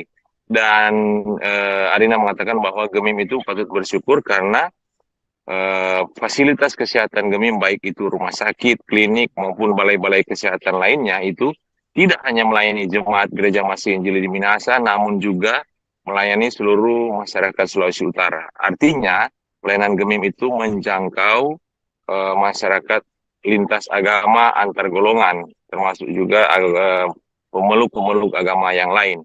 Dan Tribuners, Wakil Gubernur Sulawesi Utara, yang juga adalah Wakil Ketua Badan Pekerja Majelis Sinode Bidang Pengembangan Sumber Daya dan Diakonia, Penatua Dr. Stephen Kanlo, mengatakan bahwa GEMIM harus terus mengabdi, harus terus melayani kepada masyarakat, tidak hanya kepada jemaat GEMIM, namun kepada seluruh masyarakat Sulawesi Utara.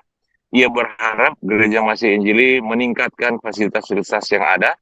Kalau boleh, Wakil Gubernur meminta agar pelayanan kesehatan, fasilitas itu ditambah, rumah sakit yang ada itu dikembangkan pelayanannya dan semakin holistik. Dan juga secara khusus, Wakil Gubernur berharap Universitas Kristen Indonesia Tomohon, yang merupakan perguruan tinggi swasta milik Gereja Masih Injili Minahasa, itu dapat membuat fakultas kedokteran sehingga dapat menopang pelayanan kesehatan yang ada di Gereja Masih Injili Minahasa. Diketahui bahwa Yayasan Medika GEMIM saat ini memiliki menaungi kurang lebih 6 rumah sakit dan sejumlah klinik yang tersebar di 7 kabupaten kota yang ada di Sulawesi Utara. Demikian Adila kami laporkan dari Kota Manado, Provinsi Sulawesi Utara. Terima kasih. Baik, terima kasih untuk informasi lengkapnya. Silakan bertugas kembali. Dalam rangka memeriahkan Hari Jadi Provinsi Kalimantan Selatan yang ke-74, sebanyak 26 sanggar seni dan budaya turut serta berpartisipasi dalam sebuah acara yang digelar pada Minggu petang 4 Agustus 2024. Diketahui acara dimulai dari lapangan sepak bola Kayu Tangi di Banjarmasin Utara, di mana para peserta dari anak-anak hingga orang dewasa berjalan kaki menuju Taman Budaya dengan mengenakan berbagai baju adat dan kreasi khas Banjar. Untuk informasi selengkapnya akan disampaikan langsung oleh rekan wartawan Banjarmasin Post, Rifki Sulaiman. Silakan untuk laporan lengkapnya. Iya, terima kasih rekan Adila dan Tribuners sekalian, selamat siang. Terus sekali kemarin di Taman Budaya Banjarmasin telah berlangsung pawai budaya dalam rangka untuk memeriahkan Hari Jadi Provinsi Kalimantan Selatan yang ke-74 jatuh pada tanggal 14 Agustus 2024. Totalnya ada 26 sanggar yang sesuai dengan yang Kak Nadila bilang, dengan berbagai macam tema dan kostum yang mereka kenakan, berkeliling sekitar sejauh 2 atau 2-3 km dari lapangan sepak bola Kayu Tangi menuju ke Taman Budaya Banjarmasin itu sendiri. Menurut Kepala UPTD Taman Budaya Kalsel, Suharyanti, partisipasi dari berbagai daerah, ada 13 kabupaten kota, meramaikan acara pawai budaya tersebut dan diharapkan dapat memperkaya ragam budaya yang ditampilkan. Setibanya di Taman Budaya, masing-masing dari para peserta juga diberi waktu untuk menampilkan keseniannya masing-masing di hadapan Dewan Juri, baik itu tarian maupun kreasi seni lainnya. Ada yang menggunakan sepeda ontel, ada yang menggunakan kostum adat Dayak, dan lain sebagainya. Kemudian menurut Suharyanti juga pihaknya ingin membuktikan bahwa seni budaya di Kalimantan Selatan memiliki kualitas yang tidak kalah saing dengan budaya luar.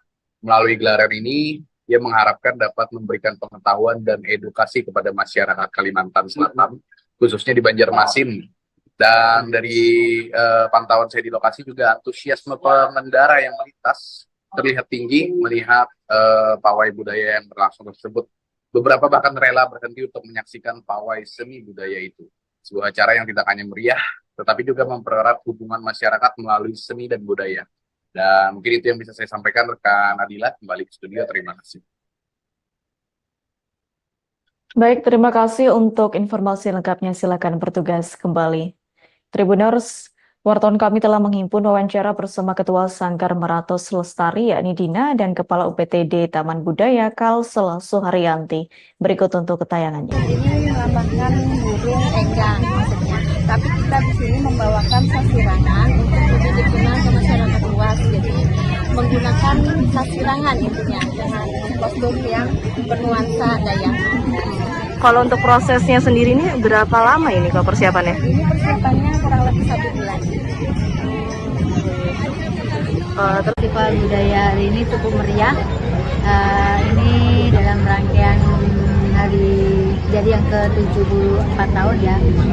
Jadi pawai budaya di tahun ini jumlah komunitasnya ada 26. Tapi keterlibatannya ada 300-an personil yang ikut di dalam pawai. Yang startnya mulai lapangan Kaitangi sampai finishnya dan mereka menampilkan aksinya selama 3 menit di Taman Budaya. Apa poin penting dari peserta pawai ini sendiri? Untuk poin pentingnya intinya kita tetap mengangkat, mengenalkan atau ibaratnya memberi pembelajaran atau edukasi kepada anak-anak. Kebetulan ini yang melihat atau mengikuti juga anak-anak. Jadi di beberapa Tribuners, Lumbung Uti Asmoro atau Luas merupakan spot wisata baru di Kabupaten Gorontalo. Adapun Luas berada di Jalan Kiai Haji Notubado, Kelurahan Hepu Hulawa, Kecamatan Limboto, Kabupaten Gorontalo. Diketahui wisata baru itu terdapat sejumlah glamping berjejer menghadap langsung ke Sungai Bulota. Untuk informasi selengkapnya akan disampaikan langsung oleh rekan wartawan Tribun Gorontalo. Herjianto Tangahu, silakan untuk laporan lengkapnya. Terima kasih Adila di studio. Tribuners dimanapun Anda berada, dapat kami laporkan dari Kabupaten Gorontalo, Provinsi Gorontalo pada hari ini 5 Agustus 2024, di mana saat ini terdapat salah satu spot wisata baru di Kabupaten Gorontalo yang diberi nama Luas atau disebut Luas, di mana pemberian nama tersebut kata sang owner Dadang Wijaya berarti lumbung Uti Asmoro, di mana lumbung diartikan sebagai rumah atau tempat. Kemudian Uti adalah panggilan untuk yang putri dan Asmoro merupakan nama daripada ibunya, seperti itu. Lokasi tersebut terbilang baru karena memang baru diresmikan pada 28 Juni 2024 kemarin, di mana memang lokasinya tak jauh dari pusat keramaian di Kabupaten Gorontalo, yakni di Kecamatan Limboto. Lokasinya tepat berada di Jalan Kiai Haji Notubado, Kelurahan Hepu Hulawa, Kecamatan Limboto, Kabupaten Gorontalo. Dadang Wijaya sendiri menyebut bahwa awal mula inisiasi darinya terkait dengan pembangunan tempat tersebut, di mana memang sebagian besar masyarakat di Kota Gorontalo, maksud saya di Kabupaten Gorontalo, itu kebanyakan berwisata jauh daripada Kabupaten Gorontalo, yakni di Kabupaten Pohuwato, Bualemo, dan juga Kabupaten Gorontalo Utara. Dia pun berinisiasi untuk membuat tempat yang kawasan yang bisa dijadikan tempat untuk refreshing yang lokasinya tak jauh dari dari Kabupaten Gorontalo, sehingga tempat tersebut kemudian dibangun. Adapun dari pantauan kami di lokasi memang kawasan tersebut terlihat sangat eksotis dan cukup unik, di mana memadukan antara bangunan dengan nuansa alam dan juga dipadukan dengan gaya modern. Saat kami mewawancarai salah satu manajer, menyebut bahwa saat ini terdapat sedikitnya 8 glamping yang memang dibuat berderet tepat menghadap ke Sungai Bulota, di mana memang untuk para pengunjung yang nanti akan menyewa glamping tersebut nanti akan merasakan suasana nuansa alam yang ketika membuka pintu itu langsung berhadapan langsung dengan Sungai Bulota. Selain glamping, terdapat juga sedikitnya 8 koteks yang disediakan di area kawasan kolam utama atau kolam besar yang menjadi tempat utama bagi para pengunjung datang, seperti itu. Adapun jam operasi daripada kawasan tersebut itu memang buka di setiap harinya, namun puncaknya keramaian biasa terjadi di hari-hari weekend, sehingga untuk tarif harganya sendiri pun kata manajer itu meningkat kurang lebih 100.000. Untuk glamping sendiri itu disewakan untuk satu harinya itu sekitar 320 dan up to 100.000 ketika weekends ya. Dan untuk apa namanya kawasan Kotek sendiri itu disewakan sebesar 800-an ribu hingga 1.200.000 di mana 2 diantaranya merupakan ruang VIP. Dan ia menyebut bahwa saat ini terdapat juga maksud saya kamar mandi yang memang dirasa cukup untuk menampung pengunjung yang datang. Selain itu terdapat juga 4 tempat bilas yang disediakan untuk para pengunjung. Tak hanya menawarkan tempat penginapan dan juga koteks, kawasan ini juga terdapat satu resto besar yang menjadi kawasan utamanya, di mana tempat tersebut bisa dijadikan lokasi atau area nongkrong bagi masyarakat di Kabupaten Gorontalo, juga menyediakan berbagai jenis makanan dan beragam minuman. Tempat tersebut memang untuk masuknya itu disampaikan oleh sang owner, itu tidak dikenakan tarif atau gratis bagi seluruh masyarakat di Kabupaten Gorontalo maupun di Provinsi Gorontalo. Namun memang di dalam area tersebut juga menyediakan beragam jenis makanan dan minuman, dan tentunya berdasarkan hasil wawancara kami tadi, kami sebelumnya dengan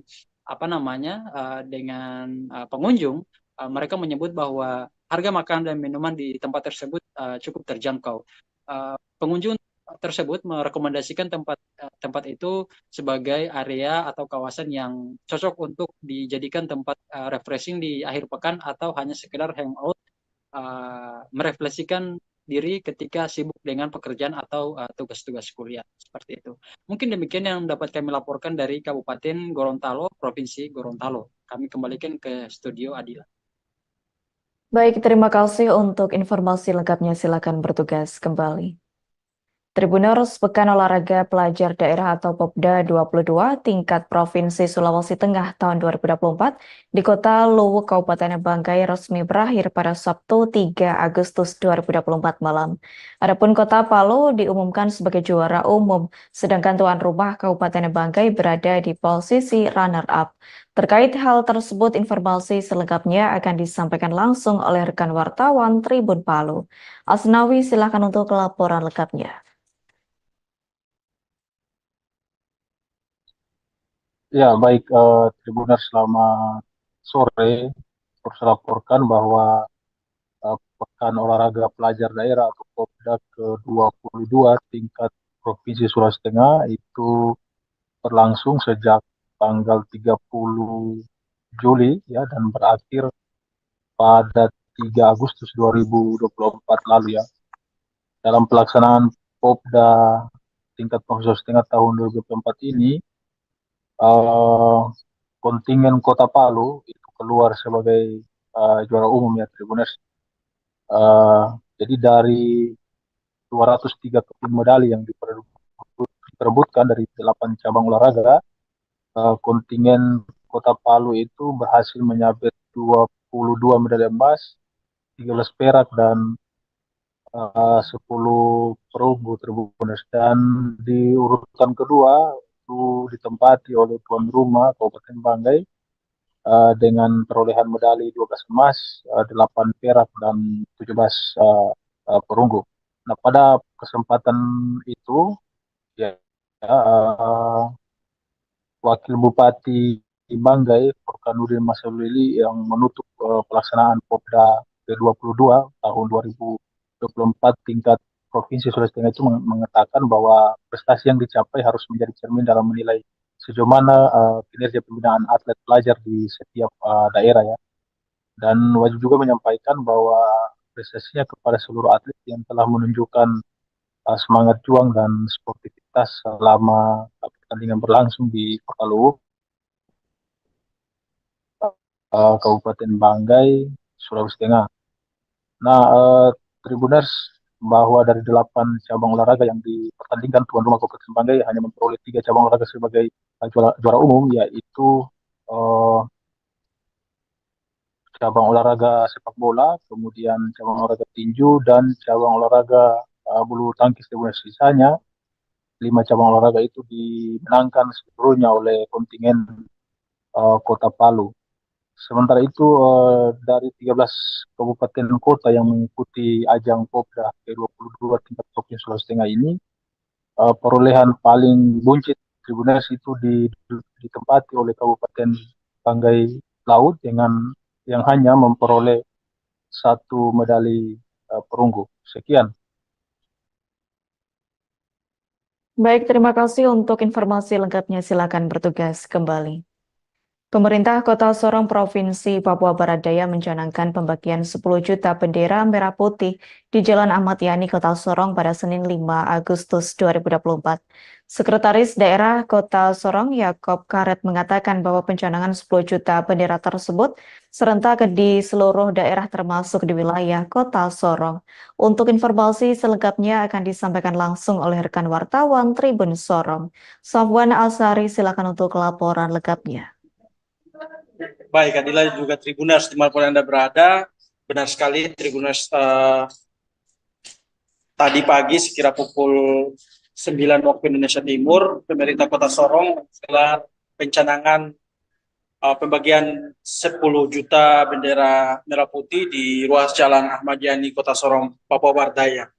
Nah, pencanangan tersebut dilakukan setelah apel pagi yang digelar di kantor Wali Kota Sorong, di mana pencanangan tersebut dipimpin langsung oleh Sekretaris Daerah atau Sekda Kota Sorong Yakob Karet. Nah, melalui kesempatan tersebut Yakob Karet menjelaskan bahwa pencanangan ini merupakan agenda nasional yang digelar di seluruh daerah, termasuk di Kota Sorong itu sendiri. Nah, melalui kegiatan ini ia berpesan agar masyarakat ikut memasang ataupun ikut memeriahkan HUT ke-79 Republik Indonesia itu sendiri.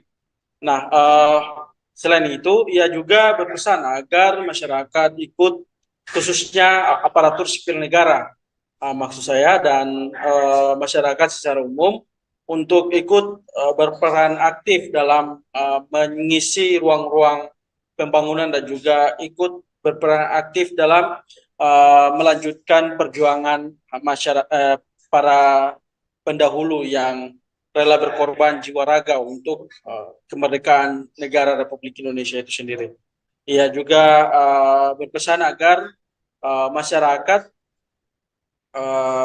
tidak melupakan jeripaya para pejuang yang telah gugur dalam memperjuangkan kemerdekaan negara Republik Indonesia itu sendiri. Sekian. Baik, terima kasih untuk informasi lengkapnya. Silakan bertugas kembali. Tribuners, pada Sabtu 3 Agustus 2024 sore, yakni sekira pukul 18 WIB, bangunan roboh di Jalan Martapura,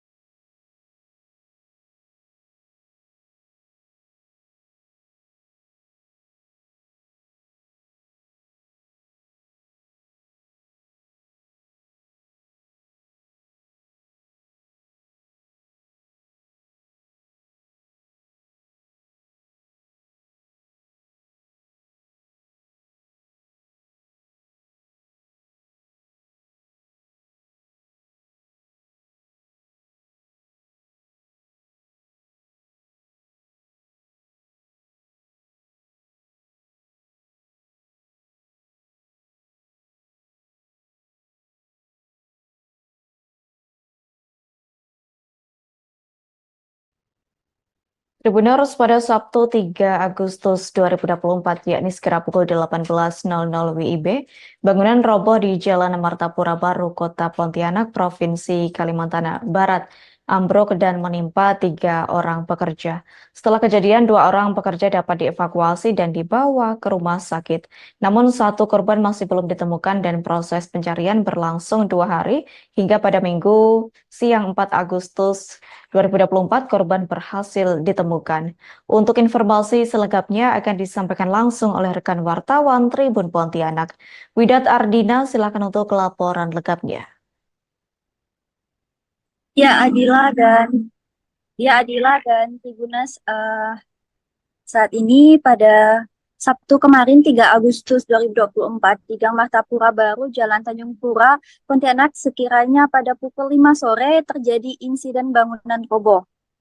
Nah, informasi untuk bangunan tersebut memang sengaja hendak dirobohkan.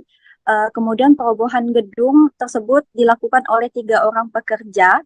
3 orang pekerja untuk membongkar gedung.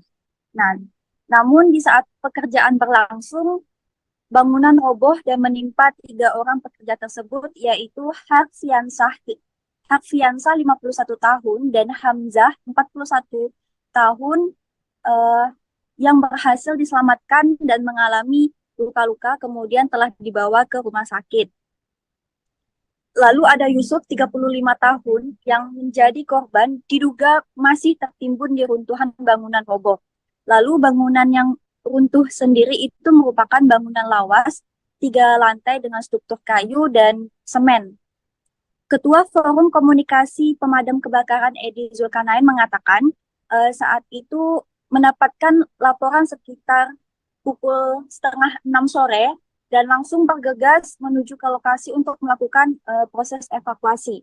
Setiba di lokasi terdapat 2 pria yang sebelumnya sudah diselamatkan oleh warga dari puing-puing reruntuhan dan dalam keadaan cedera serius. Kemudian dalam proses pencarian korban yang masih tertimbun tersebut, sempat pihak kepolisian dari unit K9, yaitu kelompok khusus petugas penegak hukum yang menggunakan anjing pelacak atau anjing pelayan untuk melaksanakan tugas tanggung jawab polisi umum. Nah, upaya tersebut dilakukan untuk melacak posisi korban dengan menggunakan indera penciuman anjing, namun hasilnya nihil dan pencarian ini berlangsung hingga 1 dini hari. Kemudian di hari kedua pencarian, tim SAR dari gabungan kepolisian dan Basarnas melakukan menggunakan pencarian dengan alat berat, yaitu ekskavator. Pencarian dimulai dari pukul 6 pagi dan saat pada pukul 10:30 itu korban masih belum ditemukan. Kemudian tim SAR melakukan pencarian korban yang diduga tertimbun ini menggunakan alat berat itu dengan metode perpindahan tumpukan material dengan cara manual. Ketua Tim Operasi Basarnas Pontianak Erik mengatakan pencarian dengan alat berat ekskavator ini untuk memudahkan dan mempercepat perpindahan material yang roboh sehingga tim SAR saat mencari itu tidak khawatir bangunan yang berada itu menimpa tim pencarian gitu. Kemudian selama pencarian berlangsung sekitar pukul 13:10 waktu Indonesia Barat, korban berhasil dievakuasi dan ditemukan di runtuhan bangunan. Terdengar isakan tangisan dari pihak keluarga. Istri korban menangis haru melihat evakuasi jenazah korban. Kemudian saat itu korban langsung dibawa ke ambulan dan dibawa ke rumah sakit untuk tindak lebih lanjut, Rumah Sakit Anton Sudarjo Pontianak. Kemudian istri korban yaitu Sofia dan anaknya juga Al-Ghazali ini berjalan tertitih menuju mobil ambulan dan sang istri juga ikut ke dalam mobil ambulan untuk mengantarkan jenazah ke rumah sakit. Ketua Tim Operasi Basarnas Pontianak Erik mengatakan posisi korban saat ditemukan berada di lantai bangunan dengan posisi agak miring dan Erik menerangkan korban langsung dibawa ke rumah sakit dan kemudian diantar ke rumah pihak keluarga. Demikian laporannya Adila. Kembali ke studio. Baik, terima kasih untuk informasi lengkapnya. Silakan bertugas kembali. Tribuners, wartawan kami telah menghimpun wawancara bersama Ketua Forum Komunikasi Pemadam Kebakaran Edi Zulkarnain. Berikut untuk tayangannya. Jadi diperkirakan sesuai dengan briefing dari kawan-kawan itu lulusan eskavator ini yang mau dicari. Karena kemarin kita tentukan titik yang di belakang, yang di tangga itu sudah kita maksimalkan sampai jam 1 dini hari itu tidak menemukan hasil. Biarpun kita dibantu oleh anjing pelacak H9. Hari ini kita maksimalkan dengan bantuan eskavator. Lurusan ini kita telusuri. Mudah-mudahan hari ini ada hasilnya. Apapun yang terjadi, mudah-mudahan korban atau nama Yusuf itu dapat kita temukan. Oke. Pak, untuk identitas korban itu yang lainnya itu gimana Pak? Siapa? Dua korban itu saya yang bawa. Kebetulan pas saya sampai jam 18 tadi kemarin itu jam 18. Tribuners, pernyataan Frederick Victor Palimbong mengatakan bahwa calon kuat wakilnya yang akan berjuang di Pilkada Toraja Utara 2024 ialah seorang milenial muda. Adapun milenial muda tersebut ialah Andre Bransilambi atau ABS. Sebagai gayung bersambut, ABS 30 tahun tersebut turut merespons positif akan pernyataan dari Ketua Gerindra Toraja Utara tersebut. Untuk informasi selengkapnya akan disampaikan langsung oleh rekan wartawan Tribun Toraja. Freddy Samuel, silakan untuk laporan lengkapnya. Ya, terima kasih Dila dan selamat siang Tribuners. Jadi benar bahwa setelah Frederick Victor Palimbong atau Wakil Bupati Toraja Utara telah menerima berbagai macam surat rekomendasi dari beberapa partai, antara lain Partai Nasdem, Partai PAN, Partai Gerindra, dan beberapa lainnya yang ia katakan akan menyusul memberikan surat rekomendasi kepada dirinya untuk bertarung di Pilkada Toraja Utara 2024.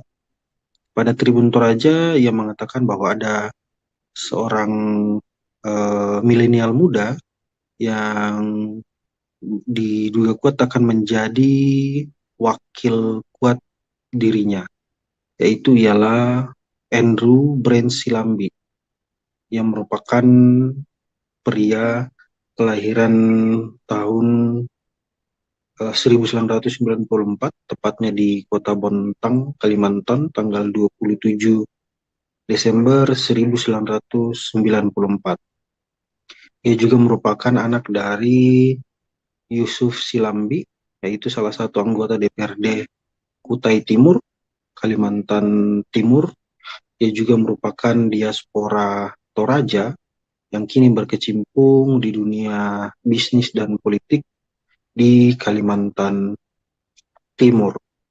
Dan terkait biodata lainnya, ia juga merupakan kader PDI Perjuangan Kalimantan Timur dan sebagai Ketua Badan Penanggulangan Bencana PDIP Kutai Timur. Dan sekarang ia juga menjadi mahasiswa di Institusi Teknologi Bandung dalam jurusan Bisnis Administrasi, dan ia juga terdata menjabat sebagai Direktur Borneo Banua Etam dan sebagai Manajer Finance PT Kaltim Banua Etam. Ia merupakan lulusan dari SD Katolik Santo Fransiskus Asisi Sangatta, Kutai Timur, dan juga SMP dan SMA-nya itu di Katolik Santa Maria Surabaya. Dan masa S1-nya ia melanjutkan studi di Universitas Surabaya dengan jurusan akuntansi. Diketahui bahwa Frederick Victor Palimbong dan Andrew Silambi ini merupakan masyarakat Toraja yang dulunya berkecimpung dan berbisnis di Kabupaten Kutai Timur, tepatnya di Kalimantan Timur. Seperti itu, Adila. Saya kembalikan ke studio. Baik, terima kasih untuk informasi lengkapnya. Silakan bertugas kembali. Ratusan relawan dan simpatisan mendeklarasikan dukungan untuk duet Zulkifli Mansyah dan Suhaili FT atau Bang Zul Abah Uhel di Pilgub NTB 2024. Deklarasi yang dihadiri Bang Zul tersebut diselenggarakan di JM Hotel Kuta Mandalika, Kecamatan Pujut, Lombok Tengah pada Sabtu 3 Agustus 2024. Untuk informasi selengkapnya akan disampaikan langsung oleh rekan wartawan Tribun Lombok. Sinto, silakan untuk laporan lengkapnya. Baik, terima kasih rekan Adila.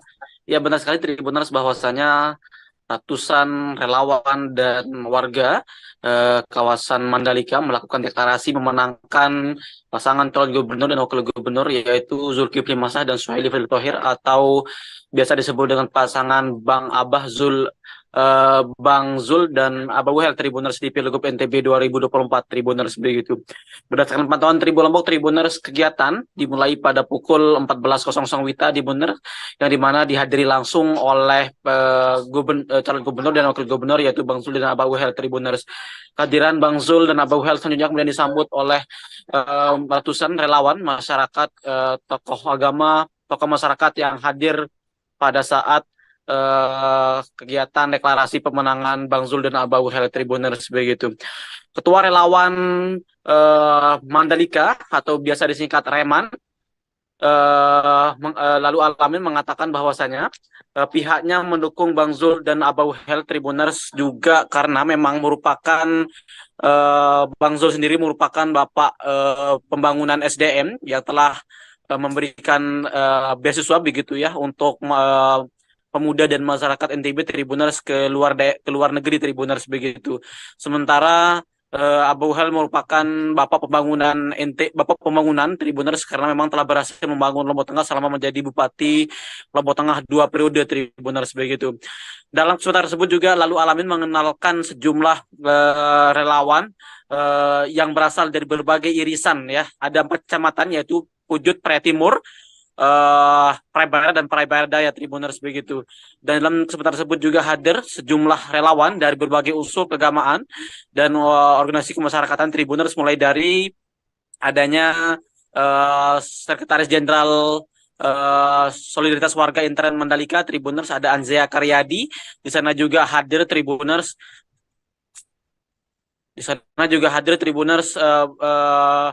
Basnas Lombok Tengah Tribuners. Di sana juga kemudian hadir pula Persatuan Hotel Serikat Pekerja Hotel Indonesia di Mandalika, dan juga beberapa organisasi kemasyarakatan dan organisasi agama lainnya Tribuners begitu.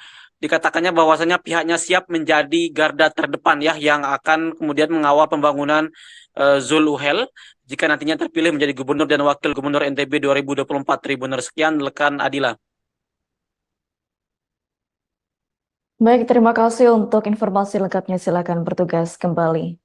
Tribuners, wartawan kami telah menghimpun wawancara bersama calon gubernur NTB Zulkifli Mansyah dan ketua relawan Mandalika Lalu Alamin. Berikut untuk tayangan. Freeman adalah semangat yang perlu dicermati, diresapi, dimanai bukan hanya oleh kelompok tertentu, tetapi Reman adalah identiti untuk tidak takut pada siapa saja. Reman adalah keberanian adalah menegakkan hak di depan penguasa yang batil sekalipun. Jadi Reman adalah cita-cita mulia yang mestinya bisa dicontohkan dari lawan kita ini tersebut. Kami menyimpulkan bahwa karena Reman ini berada di kawasan Lombok Selatan, ada 3 kecamatan utama, yaitu Praia Timur, Pujut, dan Praia Barat, dan irisan-irisan itu, yang memang terkenal dengan karakter keras. Maka kenapa tidak karakter keras itu teraktualisasi ke dalam hal-hal yang berbau politik dengan cara yang positif? Karena filosofinya adalah relawan itu membela. Jadi kami tidak ingin meninggikan diri, tetapi kalau ada Tribuners, usaha kuliner di Malinau, Kalimantan Utara cukup menjanjikan untuk dilakoni sebagai sumber penghasilan maupun tambahan penghasilan bagi rumah tangga. Hasil usaha kuliner dirasakan pelaku UMKM di Malinau, Suksoro, yang melakoni usaha kuliner lebih dari 10 tahun lamanya. Diketahui saat ini Suksoro mengelola sebuah usaha kuliner tahu bakso Mas Yusuf yang dulunya berawal dari usaha kecil-kecilan. Pria yang juga merupakan pendamping desa di Kecamatan Malinau Kota ini terus mengembangkan unit usahanya, yakni berawal dari produksi rumah tangga hingga akhirnya memiliki outlet sendiri. Tahu bakso Mas Yusuf dinamai dengan nama putranya. Dulunya adalah usaha mikro yang saat awal dititipkan ke kantin sekolah. Adapun dahulu usaha tersebut digeluti melalui layanan pesan antar. Awalnya melayani pesanan pada momen-momen khas seperti saat memasuki bulan Ramadan. Lalu tak berlangsung lama usahanya membuahkan hasil dan pendapatan perlahan tumbuh sehingga usaha produk olahan rumah tangganya bisa naik kelas. Diketahui saat ini meskipun daya beli belum sepenuhnya pulih, Suksoro bersyukur usahanya dapat bertahan hingga lebih dari 10 tahun lamanya. Berkat usaha kecil yang dikelolanya dapat menambah penghasilan rumah tangganya. Diketahui pendapatan atau omset memang tak selalu mulus, namun pendapatan yang diperoleh terbilang lumayan untuk skala rumah tangga. Menurutnya, usaha serupa di Malinau memiliki potensi besar dan berkembang mengingat daya beli masyarakat cukup stabil di sektor makan dan minum. Di antaranya dengan mengembangkan lini bisnis ke jenis usaha lainnya, yakni seperti makanan beku atau frozen food yang juga sementara dia kembangkan dengan menitipkan ke sejumlah minimarket di Malinau. Untuk mengembangkan cabang usaha atau outlet, Suksoro merancang skema afiliasi atau kerjasama usaha. Adapun hal tersebut diperlukan agar ke depan UMKM di Malinau bisa naik kelas dan terus berkembang. Outlet Tahu Bakso Mas Yusuf berada di Jalan Panembahan atau di samping kantor JNE Malinau Kota, Desa Malinau Kota, Kalimantan Utara. Diketahui tahu bakso Mas Yusuf dijual seharga Rp35.000 untuk satu porsi, yakni tersedia dengan 4 varian rasa dari crispy, original, merchant, dan mix. 2012 pada waktu itu kita hanya buat di rumah dan dititipkan di kantin-kantin sekolah. Nah, itu tidak solusi dan paling banyak itu di setiap bulan Ramadan ya kita open order ke warga Malinau yang mau berbuka puasa ya untuk kita olah untuk jadi makanan dan itu memang belum ada yang buat di Malinau. Jadi saya lihat juga ada bahan-bahan yang lainnya itu tersedia cukup baik gitu ya stoknya dan itulah kemudian kami mulai usaha tahu bakso. Belakangan ini memang itu bervariasi jadi setiap hari itu tidak sama, kadang satu hari itu 400.000, kemudian kadang juga kalau sepi 200 ya. Jadi kalau rata-rata hitungan per bulan itu bisa omset itu bisa 12 jutaan omset. Lebih mudah kalau di Malinau itu ada teman-teman milenial ataupun teman-teman yang lainnya yang mau membuka usaha. Baik Tribuners, informasi tadi sekaligus menutup jumpa kita dalam live update siang hari ini. Saya Adila Risna beserta kru yang bertugas pamit undur diri. Terima kasih dan sampai jumpa.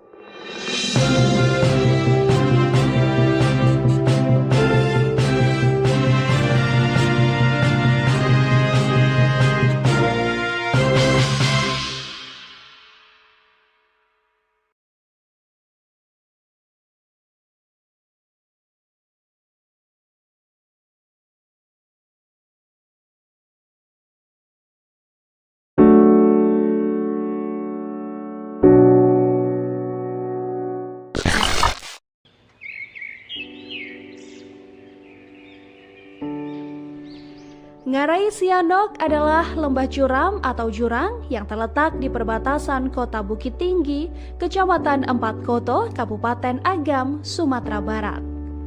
Lembah ini memanjang dan berkelok sebagai garis batas kota dari selatan Ngarai Koto Gadang sampai ke Nagari Sianok Anam Suku dan berakhir di Kecamatan Pelupuh. Ngarai Sianok memiliki pemandangan yang sangat indah dan juga dibuat sebagai salah satu objek wisata andalan Provinsi Sumatera Barat. Bentuk Ngarai Sianok merupakan lembah sempit yang dikelilingi bukit-bukit bertebing curam yang juga dihiasi dengan aliran sungai kecil di tengahnya. Tebing tersebut memiliki ketinggian sekitar 100 meter, membentang sepanjang 15 km dan lebar kurang lebih 200 meter. Proses terbentuknya patahan tersebut menghasilkan sebuah kawasan yang subur dengan panorama yang indah. Kawasan ini mempunyai sebutan lain yakni lembah pendiam karena suasananya yang tenang dan juga damai. Karena masih alami, beberapa flora dan fauna juga terdapat di kawasan ini. Flora di kawasan Ngarai Sianok adalah bunga rafflesia dan tumbuhan obat-obatan. Sedangkan fauna yang terdapat di kawasan ini berupa macan tutul, monyet, siamang, rusa, babi hutan, hingga tapir, dan juga kerbau.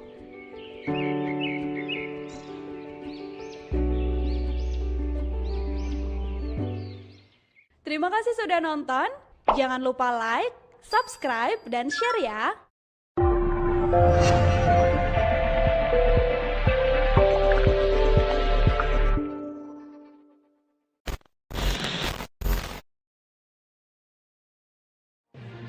Live Update Tribun News. Kami hadirkan rangkaian informasi teraktual, laporan langsung dan update berita terkini dari seluruh penjuru negeri dari siang hingga petang. Berbagai informasi dari dalam maupun luar negeri untuk Anda. Jangan lewatkan Live Update, hadir setiap hari hanya di channel YouTube Tribun News.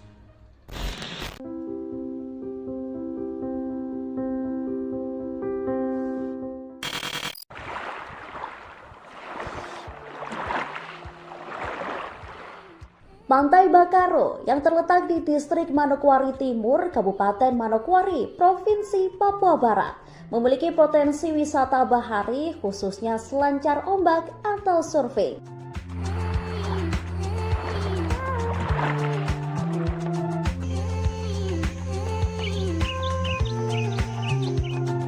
Untuk mencapai ke pantai ini, pengunjung dapat menggunakan kendaraan roda 4 maupun kendaraan roda 2.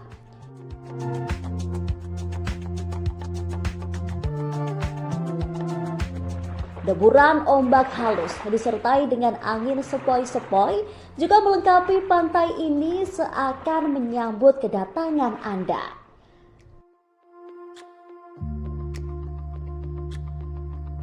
Mengunjungi Desa Bakaro memang pilihan tepat untuk memanjakan mata dengan panorama yang indah luar biasa.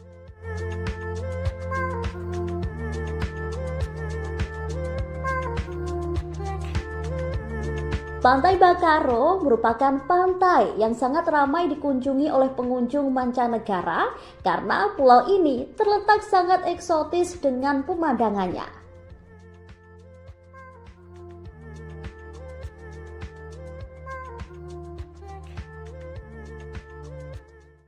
Terima kasih sudah nonton. Jangan lupa like, subscribe, dan share ya.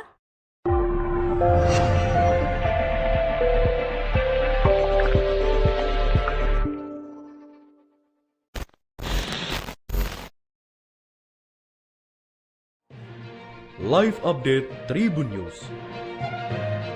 Kami hadirkan rangkaian informasi teraktual, laporan langsung dan update berita terkini dari seluruh penjuru negeri dari siang hingga petang. Berbagai informasi dari dalam maupun luar negeri untuk Anda. Jangan lewatkan Live Update, hadir setiap hari hanya di channel YouTube Tribun News.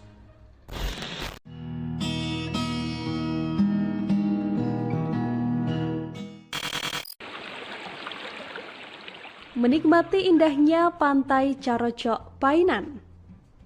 Pantai Carocok menjadi magnet wisata yang tak pernah sepi pengunjung. Pantai yang membentang antara Painan di Kabupaten Pesisir Selatan dan Kota Padang ini terus memanjakan para wisatawan. Di kawasan pantai ini, pengunjung tak hanya disuguhi dengan keindahan pantai yang kian memukau, namun juga panorama bawah laut yang mempesona, ditambah cerita sejarah yang sayang untuk dilewatkan. Karena membentang antara Painan dan Kota Padang, secara administratif Pantai Carocok terletak di Painan, Kabupaten Pesisir Selatan, dan Kecamatan 4 Jurai, Kota Padang, Sumatera Barat. Pantai ini berjarak 2 km dari Pasar Painan. Sementara dari Kota Padang, objek wisata ini berjarak sekitar 75 km atau 2 jam perjalanan darat. Pantai Carocok Painan memiliki jembatan yang menghubungkan dengan Pulau Batu Kareta. Wisatawan dapat menyeberang dengan berjalan kaki. Tak jauh dari Pulau Batu Kareta, wisatawan juga dapat menyeberang ke Pulau Cingkuak menggunakan perahu. Biaya yang dibutuhkan adalah Rp20.000 per orang untuk pergi dan juga pulang.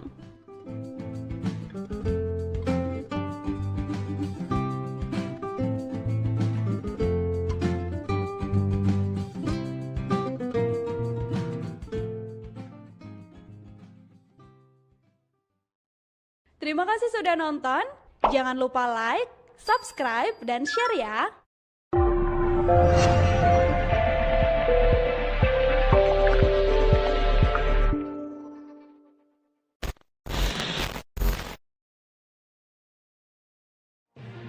Live Update Tribun News. Kami hadirkan rangkaian informasi teraktual, laporan langsung dan update berita terkini dari seluruh penjuru negeri, dari siang hingga petang. Berbagai informasi dari dalam maupun luar negeri untuk Anda. Jangan lewatkan live update, hadir setiap hari hanya di channel YouTube Tribun News.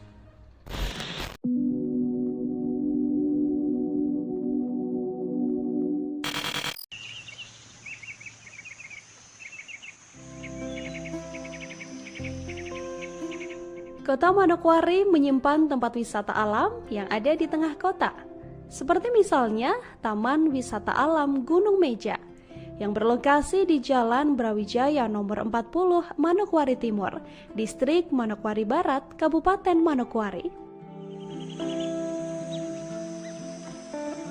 Taman Wisata Alam Gunung Meja memiliki luas 500 hektar dan berfungsi sebagai paru-paru kota Manokwari sejak zaman penjajahan Belanda dan Jepang. Taman wisata ini juga merupakan hutan lindung serta hutan penelitian. Kawasan wisata ini juga merupakan rumah bagi flora dan fauna yang cukup beragam. Kawasan taman wisata ini sangat cocok untuk aktivitas hiking hingga rekreasi.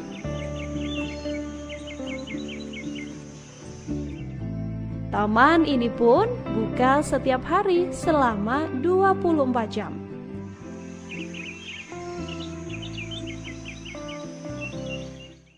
Terima kasih sudah nonton.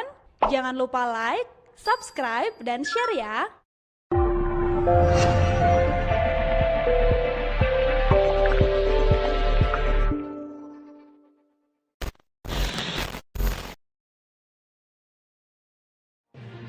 Live Update Tribun News.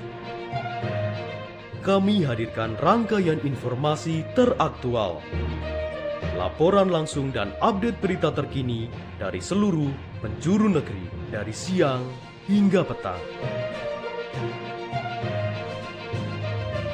Berbagai informasi dari dalam maupun luar negeri untuk Anda.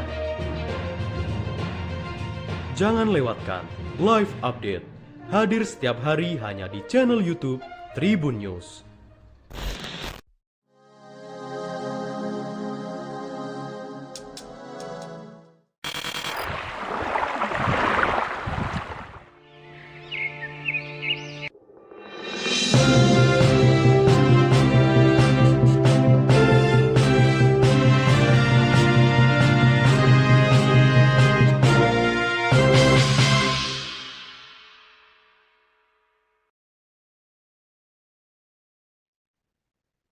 Halo Tribuners, Anda sedang menyaksikan live update sore Tribun News edisi Senin 5 Agustus 2024. Hari ini akan kami sajikan informasi terkini dari berbagai daerah di Indonesia. Bersama saya Nina Agustina, kita jelang live update sore selengkapnya. Polsek Lawe Alas mengamankan tersangka R, 48 tahun, sebagai pelaku penikaman terhadap istrinya di perkebunan jagung di Desa Cingkam 2, Kecamatan Lawe Alas, Kabupaten Aceh Tenggara, Sabtu 3 Agustus 2024, sekira pukul 13.30 waktu Indonesia Barat.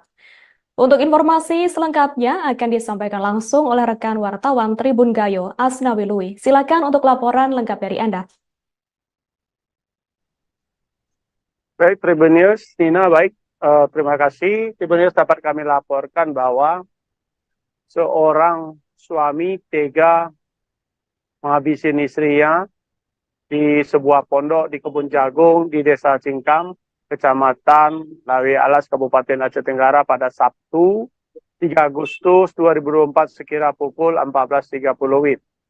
Tersangka menghabisi nyawa istrinya sendiri berinisial A di sebuah kebun jagung gara-gara uang yang diambil oleh tersangka R sebesar 50.000 dari lemari yang dia akan gunakan untuk membeli BBM dan beli rokok. Kapolres Aceh Tenggara AKBP R. Doni Sumarsono mengatakan saat ini tersangka telah diamankan di Sareskrim Polres Aceh Tenggara. Motif terjadinya penikaman ini gara-gara uang sebesar 50.000 milik korban R yang diambil tersangka R dari lemari milik korban A yang besarnya sebesar 50.000. Uang ini diambil pada pagi sekitar pukul 7.30 sebelum tersangka R hendak pergi ke kebun jagung. Nah, kemudian pada pukul 11.30 tersangka R ini kembali ke rumah dan setelah selesai melaksanakan sholat zuhur kemudian berangkat ke perkebunan jagung. Nah, di sana korban A menyusul suaminya sekaligus menanyakan sebesar uang 50.000 yang diambil oleh tersangka dari lemari.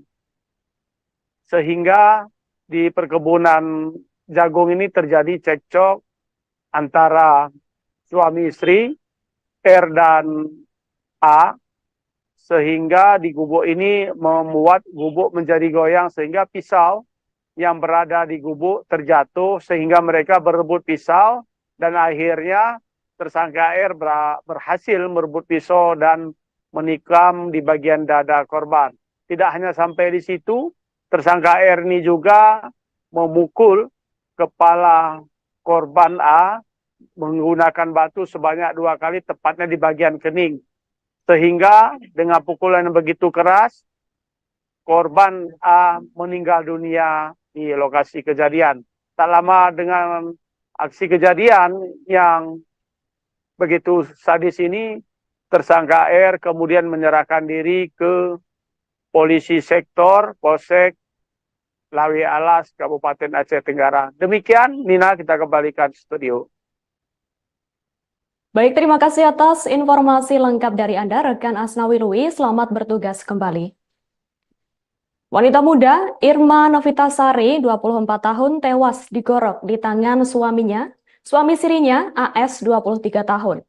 Dan jenazah wanita muda tersebut ditemukan di belakang kebun rumah pelaku di Desa Pangbunan, Kecamatan Pacet, Kabupaten pada Jumat 2 Agustus 2024 lalu.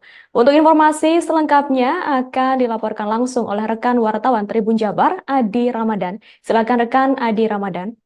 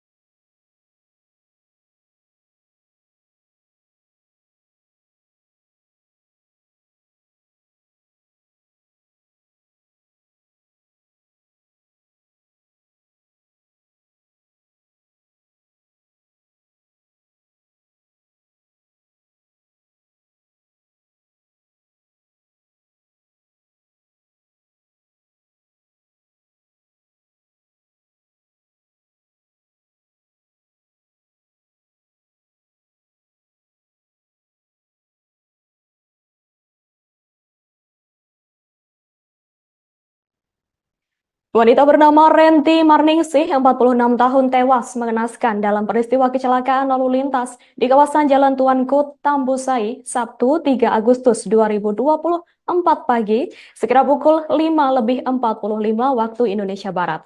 Korban ditabrak oleh pengendara mobil, yakni seorang mahasiswi bernama Marisa Putri, 21 tahun. Untuk informasi selengkapnya akan dilaporkan langsung oleh rekan wartawan Tribun Pekanbaru, Rizky Armanda. Silakan rekan Rizky. Baik Nina, dapat saya laporkan bahwa peristiwa kecelakaan lalu lintas yang menewaskan seorang ibu rumah tangga bernama Renti Marningsih, berusia 46 tahun ini terjadi pada hari Sabtu pagi kemarin, sekitar pukul 5:45 waktu Indonesia Barat di kawasan Jalan Tuanku Tambusai, Kota Pekanbaru. Dan berdasarkan informasi yang disampaikan oleh pihak kepolisian bahwa peristiwa ini bermula saat pelaku bernama Marisa Putri dihubungi oleh rekannya untuk berangkat ke jalan lagi. Dapat saya ulangi bahwa bermula dari pelaku yang dihubungi oleh beberapa orang rekannya untuk datang ke salah satu KTV yang ada di Kota Pekanbaru. Kemudian di sana pelaku bersama rekannya melakukan pesta narkoba dan juga minum-minuman keras. Hingga pukul 5 waktu Indonesia Barat, kemudian pelaku pergi dari KTV tersebut bermaksud hendak pulang. Namun di perjalanan, tepatnya di Jalan Tuanku Tambusai, pelaku terlibat kecelakaan dengan korban yang mengendarai sepeda motor, di mana pelaku ini menabrak korban dari belakang hingga terseret sejauh 50 meter. Ketika itu pelaku terus berkendara hingga ke arah Mall SKA Pekanbaru dan dia akhirnya dikejar oleh beberapa orang pengemudi ojek online yang juga menginformasikan bahwa dirinya sudah menabrak seorang ibu-ibu dan saat itu korban tewas di tempat. Dan pelaku kemudian memutar balik kendaraannya dan menuju ke lokasi kejadian lalu lintas. Tak lama polisi datang dan mengamankan pelaku berikut barang bukti, yakni mobil milik pelaku merek Toyota Race warna biru dan juga sepeda motor milik korban. Dan berdasarkan hasil pemeriksaan mendalam yang dilakukan oleh pihak kepolisian, diketahui ternyata pelaku ini berkendara dalam pengaruh narkoba. Hal ini ditandai dengan hasil tes urin pelaku yang positif zat jenis metafetamin dan juga amfetamin. Dan terkait kejadian ini, pelaku akhirnya ditetapkan sebagai tersangka dan langsung menjalani proses penahanan di Satuan Lalu Lintas Polresta Pekanbaru. Pelaku diancam dengan 2 pasal Undang-Undang Lalu Lintas dan terancam hukuman penjara yakni selama 12 tahun. Dan saat ini pihak kepolisian sendiri juga masih melakukan pendalaman di mana saat ini ada sejumlah nama yang sedang diburu. Mereka adalah teman-teman dari pelaku ini yang melakukan pesta narkoba sesaat sebelum kejadian kecelakaan itu terjadi. Begitu Nina. Baik, terima kasih atas informasi lengkap dari Anda, rekan Rizky Armanda. Selamat bertugas kembali. Wartawan kami juga telah menghimpun wawancara dengan Kapolresta Pekanbaru, Kombes Pol Jeki Rahmat Mustika, dan MP tersangka. Setelah saudari M pulang dari KTV tersebut, melintasi jalan nangka, saudari M di lokasi terjadinya TP-TKP tersebut, di TKP Lakalan tersebut tidak sadar, telah menabrak korban atas nama saudari Renti Marningsih, umur 40 tahun, pekerjaan guru, menabrak dari belakang sepeda motor Yamaha Vega, kemudian terseret sejauh 50 meter karena yang bersangkutan di bawah pengaruh narkoba, kemudian langsung lanjut terus. Sebelumnya saya memohon maaf sebesar-besarnya atas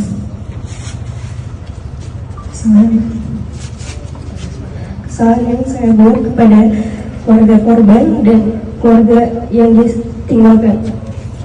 Saya sama sekali tidak dalam keadaan sadar dan tidak